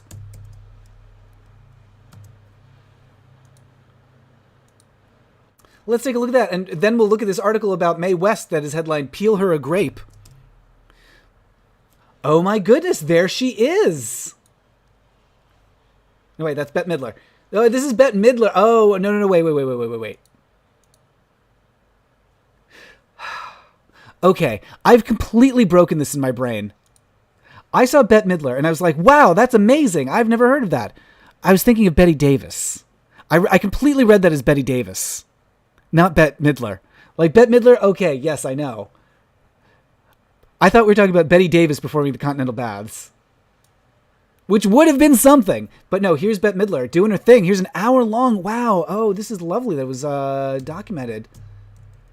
There she is. Not the clearest footage. But look, she's having a ball.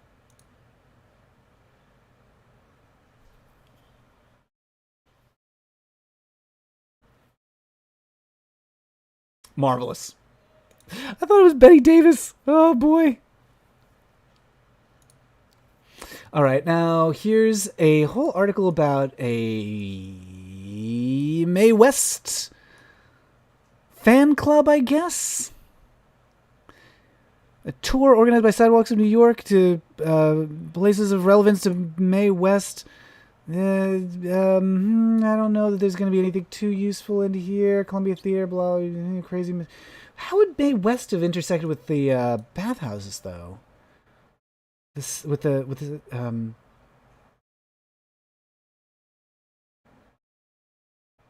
I'll give that more of a scan later. We were only talking about Divine Miss M. I know. I thought we were talking about the other bet. Thomas, thank you for the tip and the thumbs up pair. That's delightful. Thank you so much, Thomas. I appreciate that. And also welcome and hello. I hope you're having a lovely start to 2021.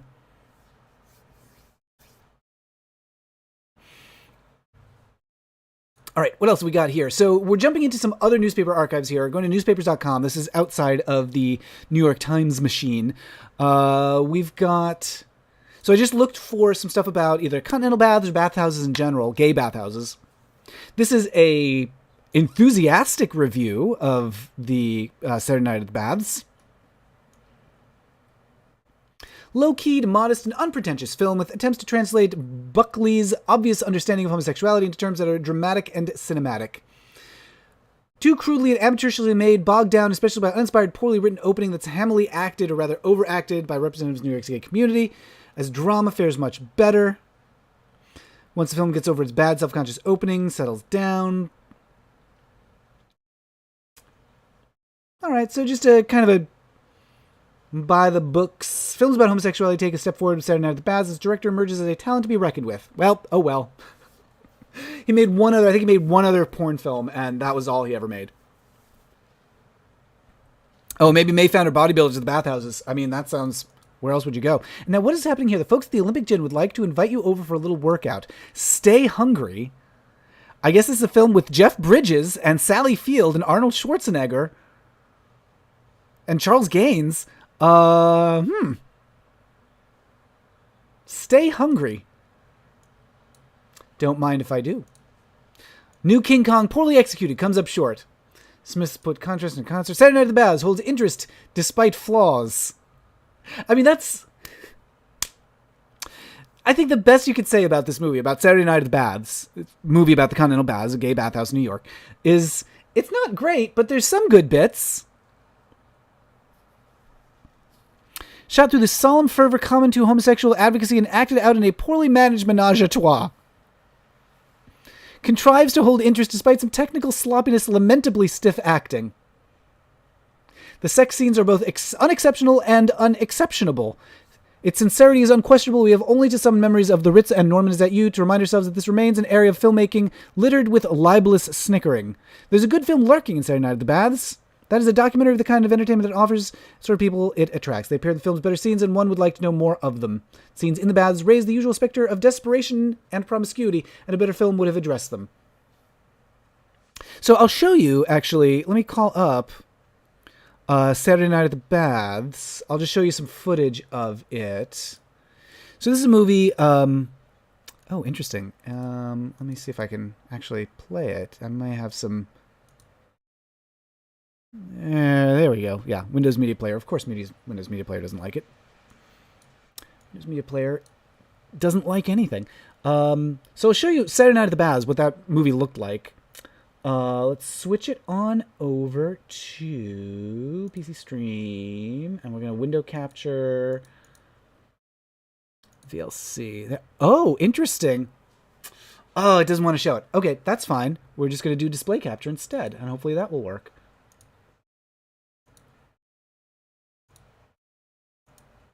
There we go.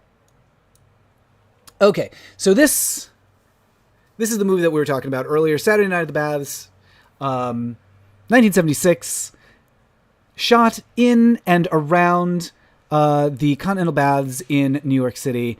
It's not a great film, but it does have some interesting, like, just documentary footage of what this place, what the Continental Baths looked like. Oh, this is an ad for Amazon. Oh, it's also got some actual nudity in it. So there you go. There's that. There's a butt. Not going to show you too much of that because I don't want to... Whoops, there's some more. I don't want to get my YouTube channel taken down. Then we've got some actual... Bruce Weber appears in this film, famous gay photographer of the 70s. And later. There he is, shot weirdly over his shoulder so you can't see his face. There he is. There's Bruce Weber. And this is, I forget the guy's name, the manager. This is the actual manager of the Continental Baths. He's a major character in the film. The movie is about this guy who moves to New York, becomes a piano player at the Baths, and then has a sexual awakening.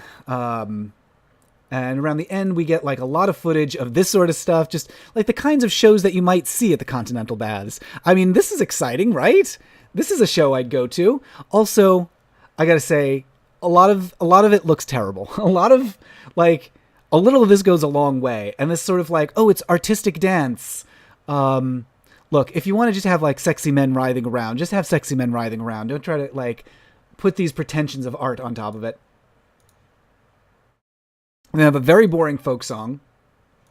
We've got some drag, Judy Garland impersonator here. We've got a drag act. And then we've got like a nice romance. The movie ends with a nice, like, actually very tender love scene between our two leads. It's actually quite sweet and shot with a kind of a loveliness that the heterosexual love scenes do not have. It ends with these two characters, spoiler alert, I guess, these two characters winding up, I think, together? It's kind of ambiguous and hard to tell. But for 76, like, a gay movie that ends nicely for the gay characters, or at least one queer character, hard to tell with one of them, whether he's queer or just curious. There's no bury your gays, there's no kill your gays tropes going on here, so that's nice.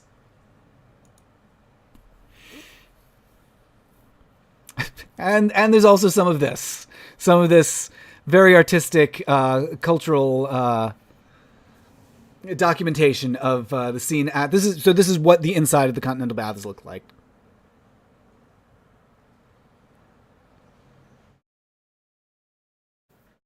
Hello, Mr. T. Happy New Year to you. Sam recommends The Ritz. I know, The Ritz it's the next one for me to watch. Now that I've watched Saturday Night at the Baths, now I'm going to watch The Ritz. Rita Moreno stole every scene she was in. I mean, of course. Who wouldn't want to see Rita Moreno in whatever she's going to be in?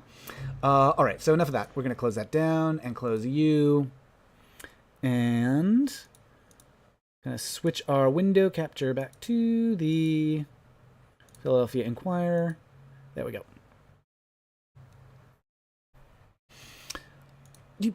Stay clean of the baths. So here's an article, here's a review saying basically the exact opposite. This one is like, don't let the baths pass you by, it's great. This one, don't bother. Look of a graduate student film gone awry. Amateurishly edited, filmed and directed. Blah, blah, blah. Filled with borrowings. Acting is passable. 2-hour advertisement of the Continental Baths where most of it is filmed. This place gave rise to Bette Midler. Now this film, what else can be said, but don't expect too much. So, a disappointing review for the film there. We'll close that one down. A filler film looks at homosexuality. Again, not a thrilled, not a happy review. Mr. T says, what movie is this? This is Saturday Night at the Baths, 1976 film about the Continental Baths. Kind of has a documentation, basically, of the gay bathhouse scene of San Francisco, of New York in the 70s. Let's see. Current Peeper, 92 in the Shade. Some art film, Saturday Night at the Baths. Crudely and amateurishly made, bogged down, poorly written opening. Oh, this is the exact same text as the other article that we looked at. All right. Close that out.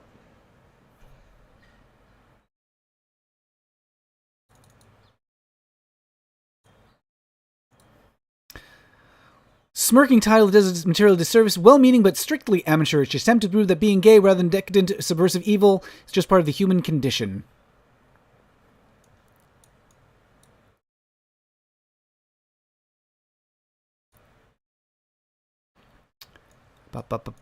Standard, pretty slack, overcalculated, comes across as simply motivational hype, blah, blah, blah, blah, blah. Unfulfilled homosexual encounter, blah, blah, blah.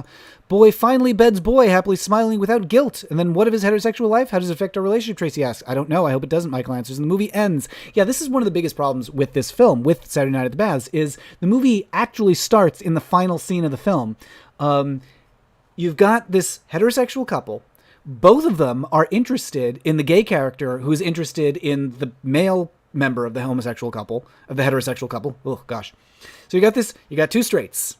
I'll make it visual. You got two straights. You got a gay. The gay is interested in the boy. And the boy's like, I don't know about this, but the girl's like, hey, interesting. A boy likes you. So basically, what we seem to have is actually two bisexuals, but the movie never even addresses that might be possible. And at the end, the two boys hook up, and then what? Then I would be very interested to know what happens to their relationship. But then the movie ends, so I don't know.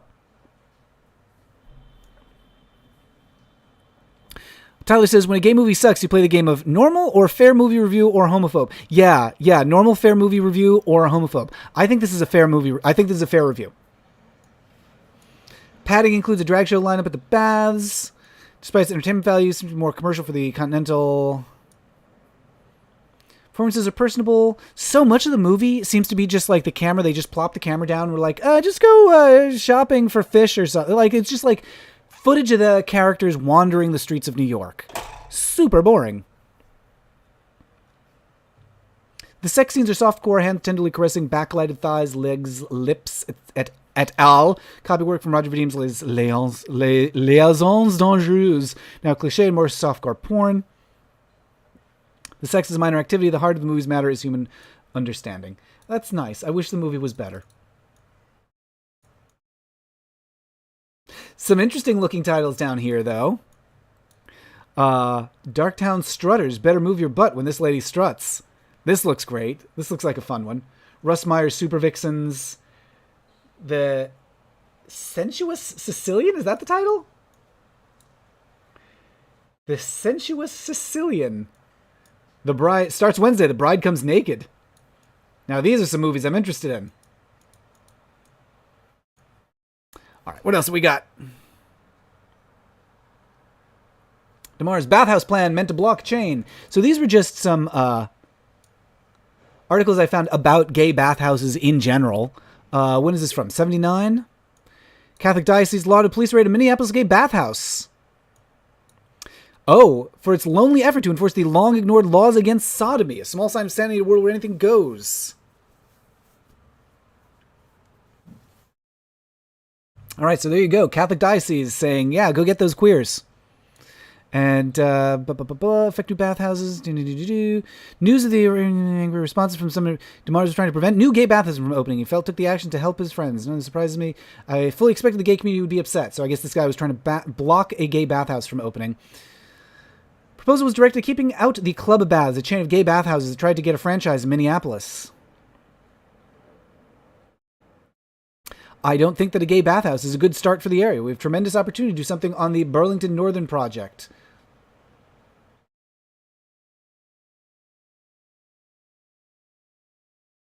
Gay activist and employee of Big Daddy's Bathhouse. Charged Thursday, DeMar's action was an attempt to help the owners of an existing bathhouse by keeping out or setting up hurdles for other bathhouses. The Locker Room Baths, owned by Ronald Pessis, he has contributed to DeMar's campaigns, owns at least one bar. Most of the city's gay bars, most of its gay bathhouses are in his ward. I didn't dream up the idea to make them gay bars, but I'm certainly not stifling competition. Fascinating politics going on there. I wonder if they ever were actually able to open up the bathhouses. I mean, they probably were all closed anyway in the 80s, so oh well. It's Vice versus the law on San Francisco ballot.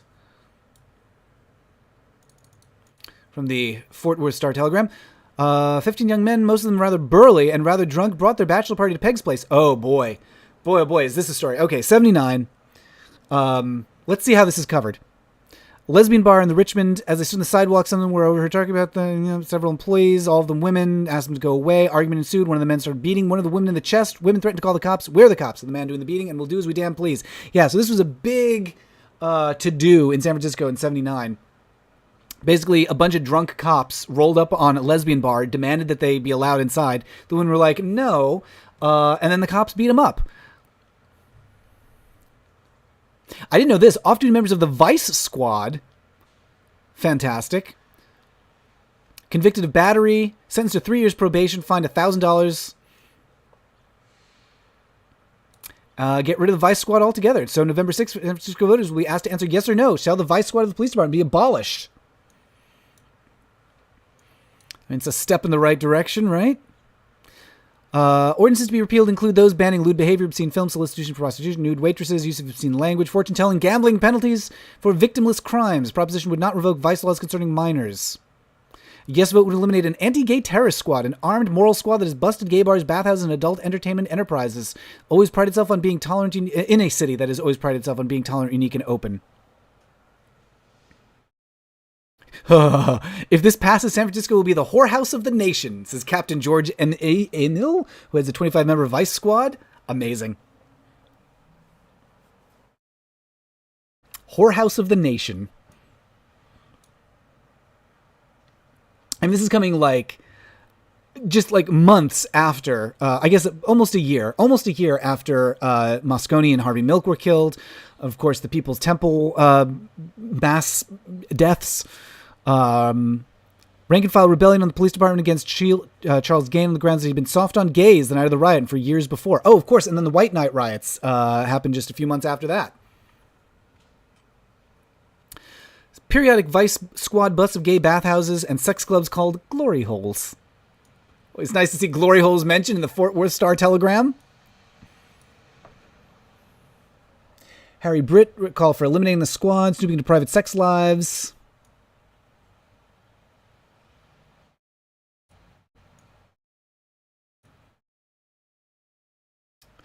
I know people.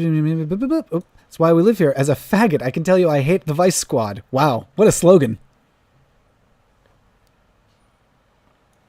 So let's see how that did, actually. I'm just going to, let's see, 79, what was it? Proposition, did it say which proposition it was? Oh, well, no, it doesn't, but we can look this up. San Francisco, 1979, oh boy, 1979 Vice Squad. Did we get rid of it?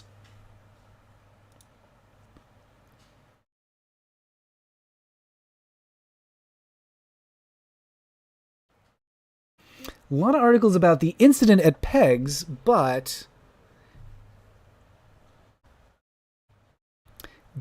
how did people vote? White Night riots, national discrimination suit, Vice Squad.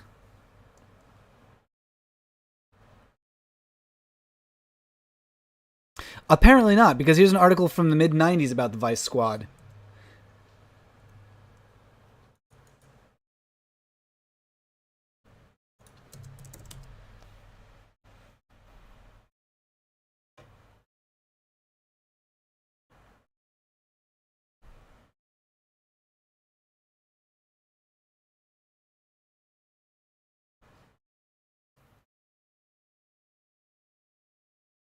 So I guess San Francisco did not become the whorehouse of the nation. It's a shame. Police raid baths by mistake? Oh boy. Whoop. Oh, we're jumping around. What do we got here? Okay, this is fascinating. This is something I'll probably want to scan through some other time because there's a lot to read. What is this? What is this illustration here? Good grief. Larry says, good old glory holes in bookstores where I started gay life. Oh, D. Schiffer says, ours is not going live right now because Twitch is bugged out. That's weird. I wonder what's going on with Twitch.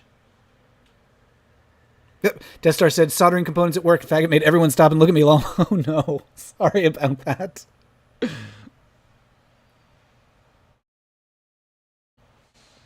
Lots to look at in here. New York consensual sodomy statutes tested. New York City nude sunbathing. Toilet spying case. Okay, so this... Whatever this... I guess this was sort of the gay newspaper of San Francisco in the 70s, I'm going to guess. I'm not familiar with it, but there's lots to comb through. Hello Dolly with an all-male cast. Fantastic.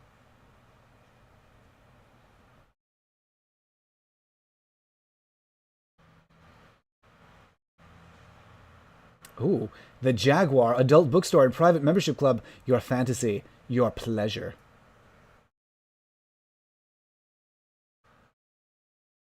Jesus, this ad, yes, sir. It's just a picture of a jockstrap. Jeez. Oh, here we go. The ads are always the best part of these. A moving experience, enclosed trucks near or far, experience 1 to 10 men serving the gay community since '68. It's a gay moving company that's been around since 1968. That's amazing. Have I Got a Man for You? A gay introduction service for San Francisco Bay Area, relationship-oriented, ages 25 to 60. From David, the matchmaker.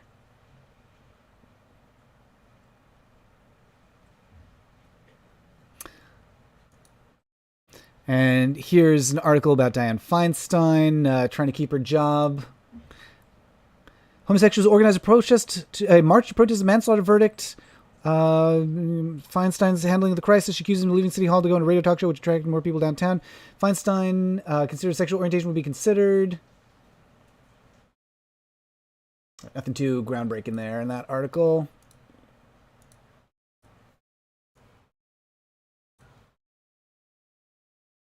Gays ask Mayor Chief to resign. Members of the Minneapolis gay community reacted angrily Sunday to the morning raid of a bathhouse, resulted in 9 arrests and ticketing of 116 other persons. This was in 79. 300 members... expected to resign. The raid of locker room was the last and most blatant example of police harassment of gays. Society forces places like the gay bathhouses to exist because of its open hostility towards gays. More than a little ironic that these people would then be subject to arrest. Police force was not legislating morality, was carrying out the law. Sodomy by consenting adults is a gross misdemeanor punishable by up to 1 year in jail and $1,000 fine.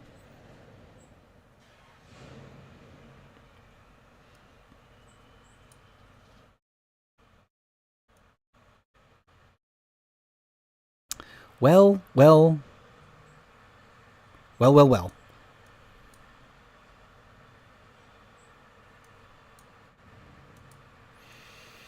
Here's another article about it. Yeah, geez. Big Daddy's owner thinks city enforces its codes unevenly. I guess this was a big deal. The Big Daddy's bathhouse raid. 9 arrested, 116 tagged. Probable cause of sodomy face gross misdemeanor charges punishable by a year in jail, $1,000 fine. 2 policemen in plainclothes went to the baths shortly after 12:30 a.m. Saturday. Observed various types of homosexual activity in the public areas of the baths and used walkie-talkies to notify waiting Vice Squad officers. 20 police officers and 10 vehicles involved.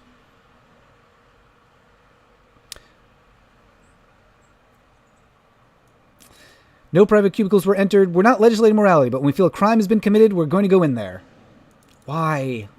Why, though? Why go? Why do you care about that obviously dumb law?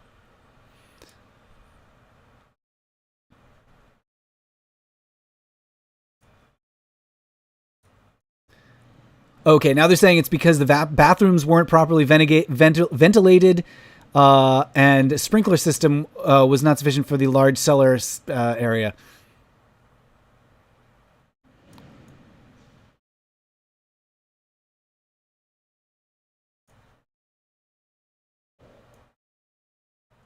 Cannot be called a gay bathhouse because customers are not asked their sexual or affectional preferences.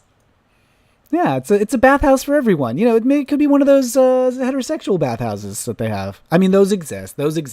Hello, Derek Williams. Thank you for the rainbow hearts. Yay!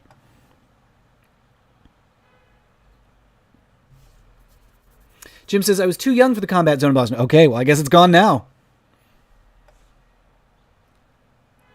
Do they make the arrest before or after climax? Jesus. They tastefully waited.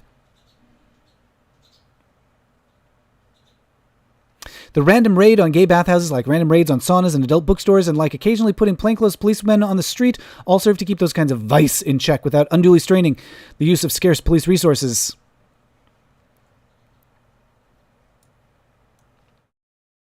Yeah, so conflicting opinions from readers on whether those raids should happen. Keep the vice in check, says this person. Why, though? Oof. Kelly says the median income in 79 was $26K. Pretty steep price for a trip to the bathhouse. Yikes. I wonder if they were actually fined that $1,000. Oof.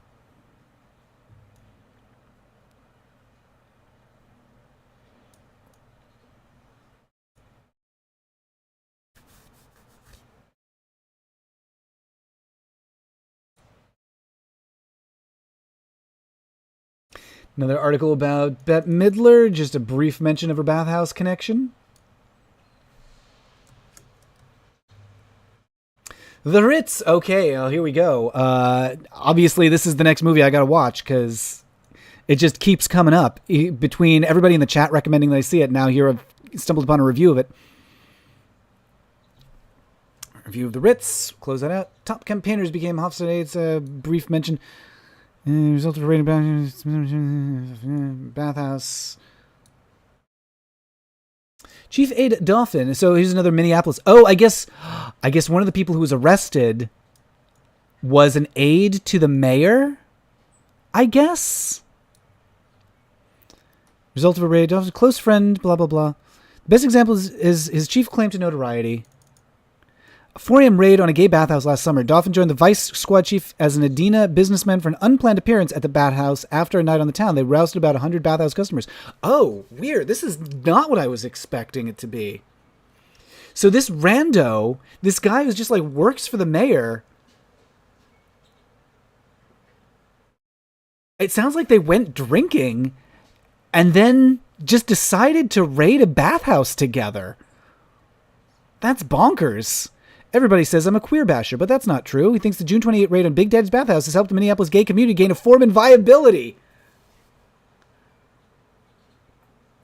He thinks gays should be left alone, not harassed by the police.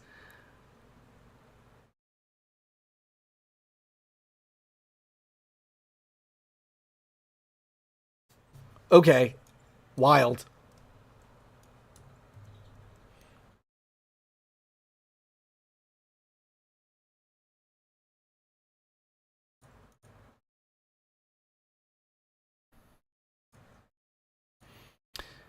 If you were to ask the average Minneapolis resident whether he or she approved of homosexual bathhouses, the answer would probably be no.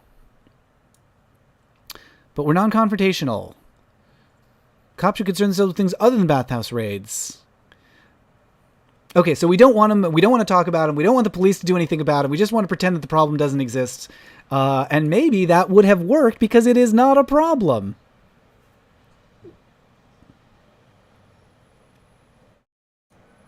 Oh boy, a lot of recommendations for the Ritz in the chat. Okay, I'm going to watch the Ritz. I'll watch the Ritz.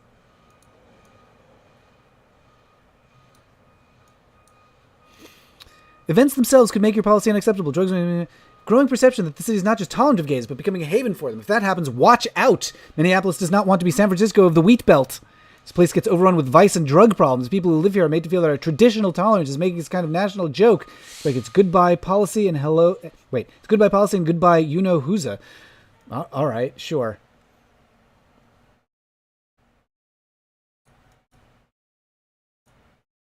San Francisco, the Bay City becomes the gay city. All right, now this is a good start. This is a headline. This is the kind of headline I like to see. Is this just an article about how, hey, you ever notice San Francisco's kind of gay? Whoa, Aaron says there used to be a bathhouse in Denver that had an underwater cave system? What? What was that? Okay, somebody actually, so here's the... Was it the Midtown Spa? Because at the start of the stream, somebody posted a link to this. Look at this place. This sort of, I guess, oral history of a spa in Denver. I'm not seeing any underground...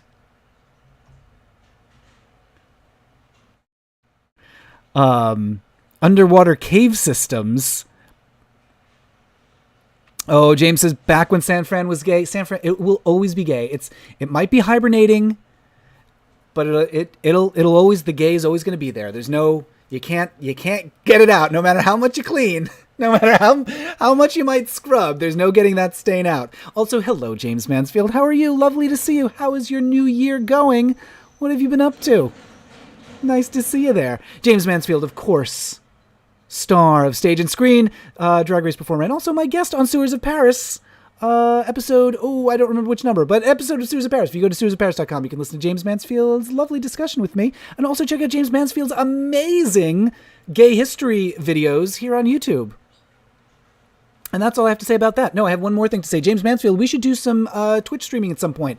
We should play some games together. I would love to play, I don't know, what would you like to play? Among Us? Everybody's playing Among Us these days. We should play some games. We should do some Twitch stream games.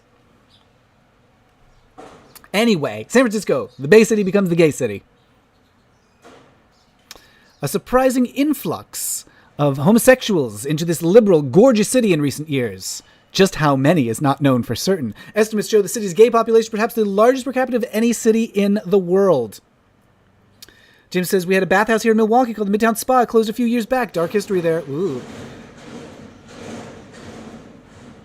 I can't believe there was still a...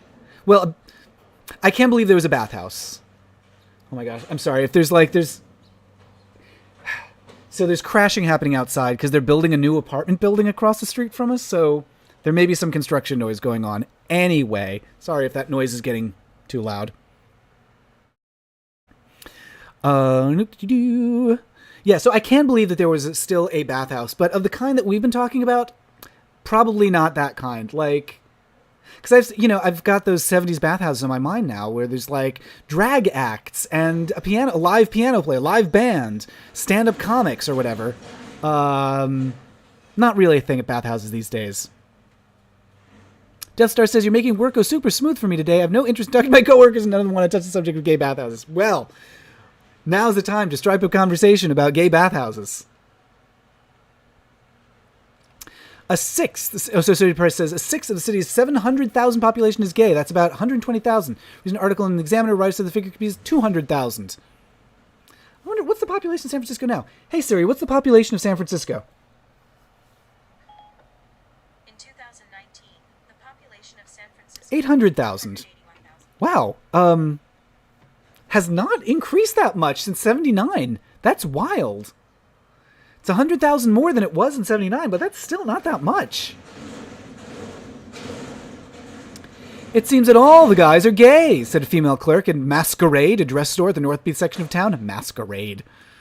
I consider myself lucky. I have a man and I'm going to keep him. I met him through a former roommate. I'm one of the lucky ones. A lot of girls I know, attractive, nice, intelligent girls, go for months without dates. San Francisco is no place for single females. Scores of gay bars scattered throughout the city, including more ominous so-called leather or S&M for sadomasochist bars along Folsom Street. That's when the Miracle Mile was really going strong. The South of Market area, the leather district, was like intense in the 70s there. Not much left of it. Obviously, Mr. S still there, and pretty sure, and the Stud just closed down. Is the End Up still around? I don't know if the End Up still exists. Yikes.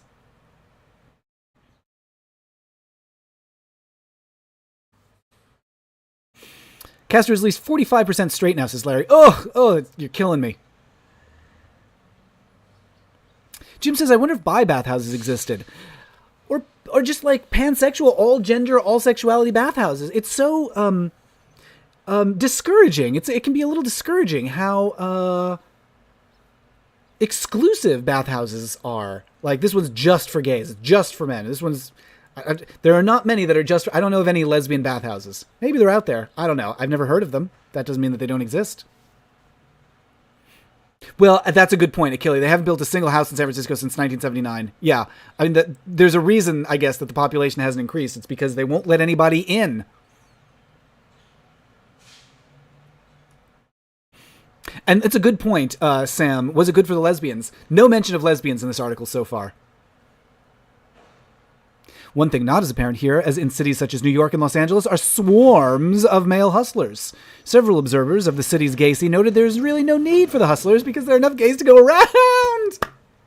Oh, yeah, San Francisco, notoriously, no homosexual prostitution going on in San Francisco whatsoever. No sex workers in San Francisco.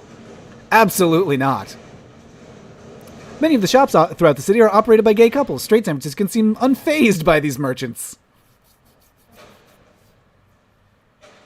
It is not known how many members of the city's media are gay, but Lenny Gaitek, a reporter for the San Francisco Examiner, is, and he writes a column on gay life for the paper. As a spokesman for the paper put it, although we realize homosexuality is a subject not often discussed in detail in newspapers, we are providing facts about gay life in order to be helpful and informative to our readers.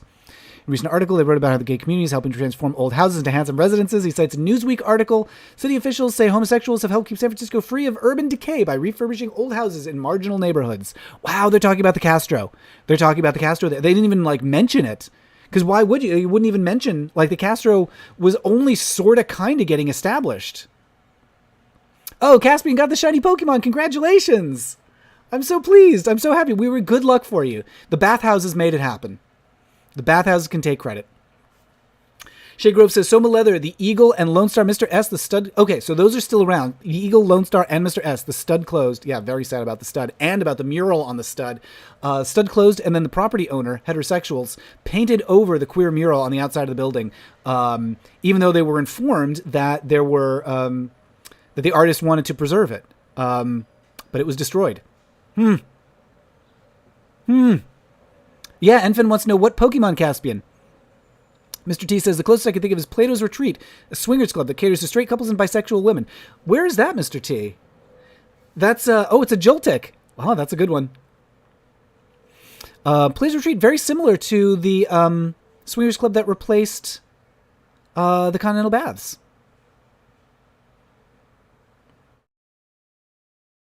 City Realtor concurs the gays have provided momentum for the renovations going on here, noted that many straights have taken the gay lead and are adding luster to old neighborhoods.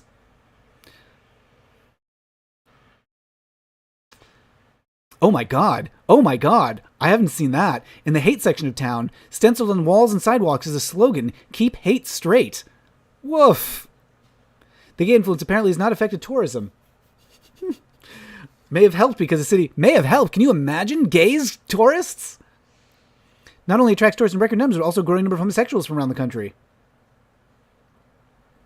The gay bathhouse is not the focal point for homosexuals encounters. There are bathhouses where they can go, but one observer knows they're certainly not the flesh spots they are in New York. Perhaps the biggest such bathhouse is the Sutro Baths on Folsom Street. A spokesman for that establishment says a large part of the business is from out-of-town gays. Every Monday and Wednesday evening, ladies are admitted free. Club spokesman added, the Sutro is the first gay bathhouse in the nation to do this. We aren't prejudiced, he said.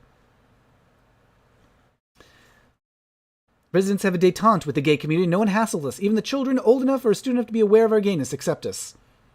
The fact that an avowed homosexual held an important city office was not known to most middle Americans until the startling news last month that the mayor of the city and an aide had been assassinated.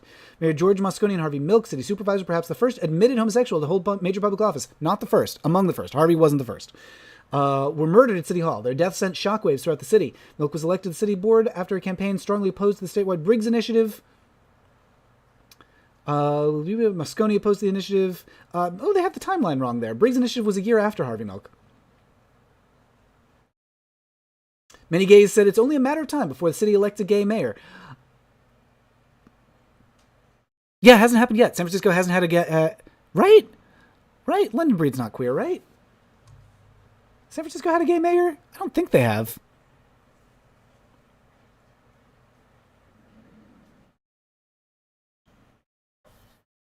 We're jumping back to the Minnesota... Oh, interesting. The Minneapolis bathhouse raid.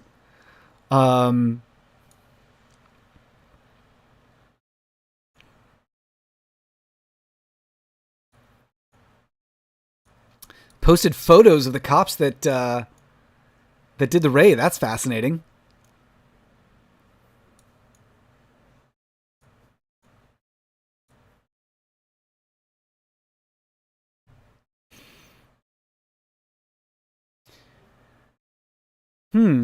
Let's see. Plan to have lunch with him. Called Dwyer.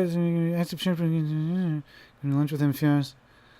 Interesting. Yeah. So I guess either the chief of police or someone close to or maybe the alderman or however it works, went to lunch with the guy who owns a rival bathhouse just like hours before the raid.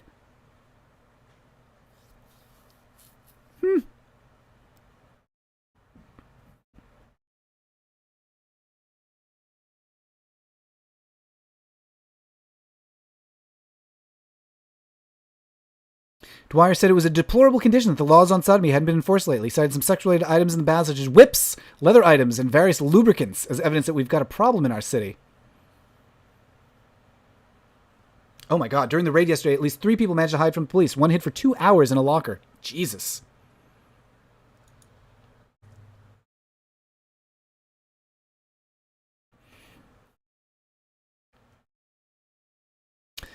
Trigg says, the only time I went to a bathhouse, Boiler House in Dublin, wasn't cruising. I was with a guy, wanted to hook up, and I didn't have anywhere else to go. Well, there you go. Convenient.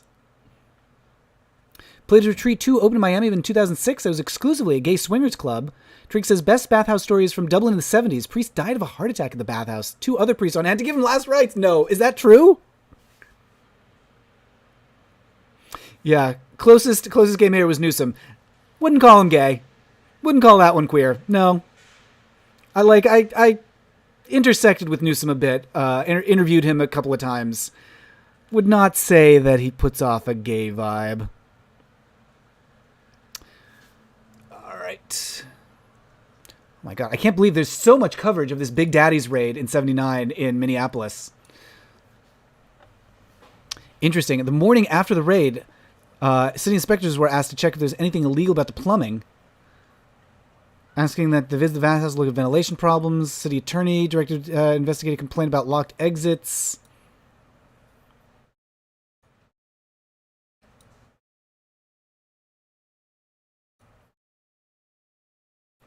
Yeah, it really seems like the story is that the Bathhouse was owned by a rival of a friend of a city politician, and they just used that it was gay as a pretext to send a vice squad there and bother them.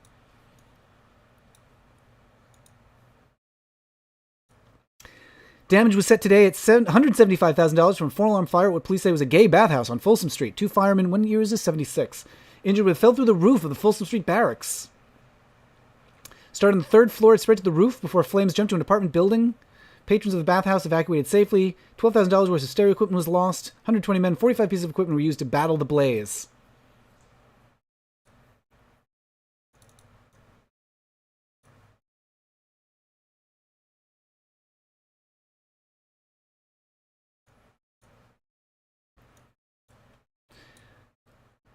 Jerry Stiller. Wait, what?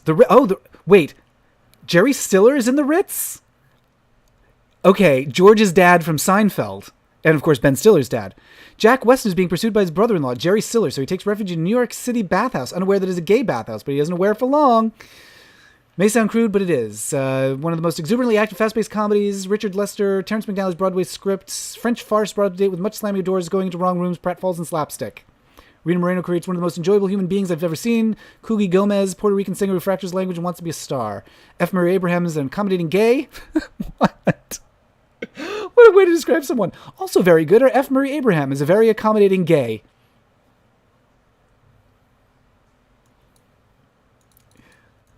You know what? Put that on my tombstone when I'm gone. Here lies Herman. He was a very accommodating gay. This reviewer didn't like it. Monotonous on film script does not take advantage of the reason it was written. Plot is not gangbuster. Garbage man who hides in a gay bathhouse. Blah, blah, blah. The gay jokes. What does go on in a steam room? Of course, abound. Personality mix-up, slapstick. Gayness is not all that unusual to evoke nervous titters. Seems like it will never end. All right, not a fan. The Bakersfield Californian.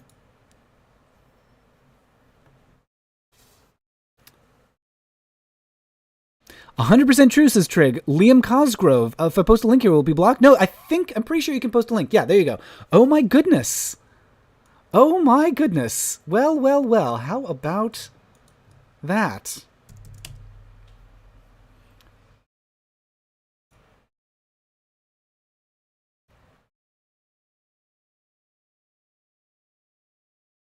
In 1994, Friar Liam Cosgrave, a curate from Baldoyle, died in a gay sauna. Cosgrave was given the last rites by 2 other Catholic priests who were in the club at the time and rushed out of their cubicle on hearing his cries for help. That's incredible. What an incredible story. I can't believe that is true. Mr. G says, wait, your name's Herman? Well, not my real name, my Herman name. You know how everyone, sometimes you've got like a porn name or a drag name or a pup name. My Herman name is Herman. Or a furry name. Where are we? Where are we looking at? Oh, and then we're up to the evolution of Denver's Midtown Spa, which I guess, when was this article from? 2018. Still open? And we've got Vice versus Law on San Francisco ballot. Oh, yeah, we already looked at this one. And there's the Dianne Feinstein one, and we're good. Well, I think what did we learn today? It's important to clean behind your ears when you go to the bathhouse. I think we're going to toss it over to Arson. She's gone live over on Twitch. Let's go say hello to her. And, of course, the delightful Arsenicki. You know Arson. I'll send her our greetings. Thanks, everybody, for joining. Thanks for all the tips. I really appreciate it. And, of course, don't forget to check out my YouTube video here on YouTube. My video that I just posted about Harvey Milk and Phyllis/Cloris Leachman in the 1970s in San Francisco. Lots more to say about that exciting time. So check out the video that I posted just a few days ago. Of course, check out my podcast, The Sewers of Paris. Got some very exciting guests coming up. Talking to a guy actually later today, talking to a Twitch streamer later today who's going to be an upcoming guest. So that's going on. And yeah, of course, big thanks to everyone on Patreon who makes these streams and videos and podcasts and everything possible. Could not do this without y'all. So I'm very, very, very appreciative. Let's toss it on over to Arson. She's at twitch.tv/ArsonNikki. I'm posting a link, twitch.tv/ArsonNikki. Posting a link in the chat and just hearing some stuff crashing in the rain and wind outside. So hopefully the building's not falling down. And we'll be back in 2 weeks for another jaunt through the archives for more weird old sexy news. That's my news show. Weird old sexy news is my news show. Anyway, thanks again, everybody, for joining. Head over to patreon.com/MattBaum. There's a link in the description to join the Patreon, get early access to videos and all that stuff. And I will see you next time. Happy 2021, everyone. Make it a good one. All right, everybody. See you later. Goodbye. Goodbye. Goodbye.